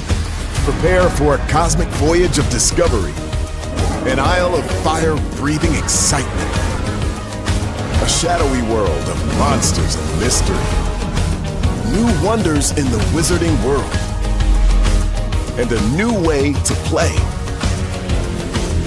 Plus the splendor of a magnificent resort hotel overlooking the park. It's all new excitement at Universal Orlando Resort. A week's worth of vacation thrills with 4 amazing theme parks, a variety of spectacular themed hotels, and incredible dining and entertainment. It's all at Universal Orlando Resort, where you'll find new adventures every day. Explore the astonishing worlds of Universal Epic Universe at Universal Orlando Resort. Because here's the thing, a good streamer can find other content. Because here's the thing, a good streamer can find other content. Because here's the thing, a good streamer can find other content. Because here's the thing, a good streamer can find other content. Because here. Child, Braylon been over there doing his thing, minding his GD business, staying out of trouble, trying to get the folks some positive stuff to talk about. Besides lying all the damn time. Child, Braylon been over there doing his thing, minding his GD business, staying out of trouble, trying to get the folks some positive stuff to talk about. Besides lying all the damn time. Child, Braylon been over there doing his thing, minding his GD business, staying out of trouble, trying to get the folks some positive stuff to talk about. Besides lying all the damn time. Child, Braylon been over there doing his thing, minding his GD business, staying out of trouble, trying to get the folks some positive stuff to talk about. Besides lying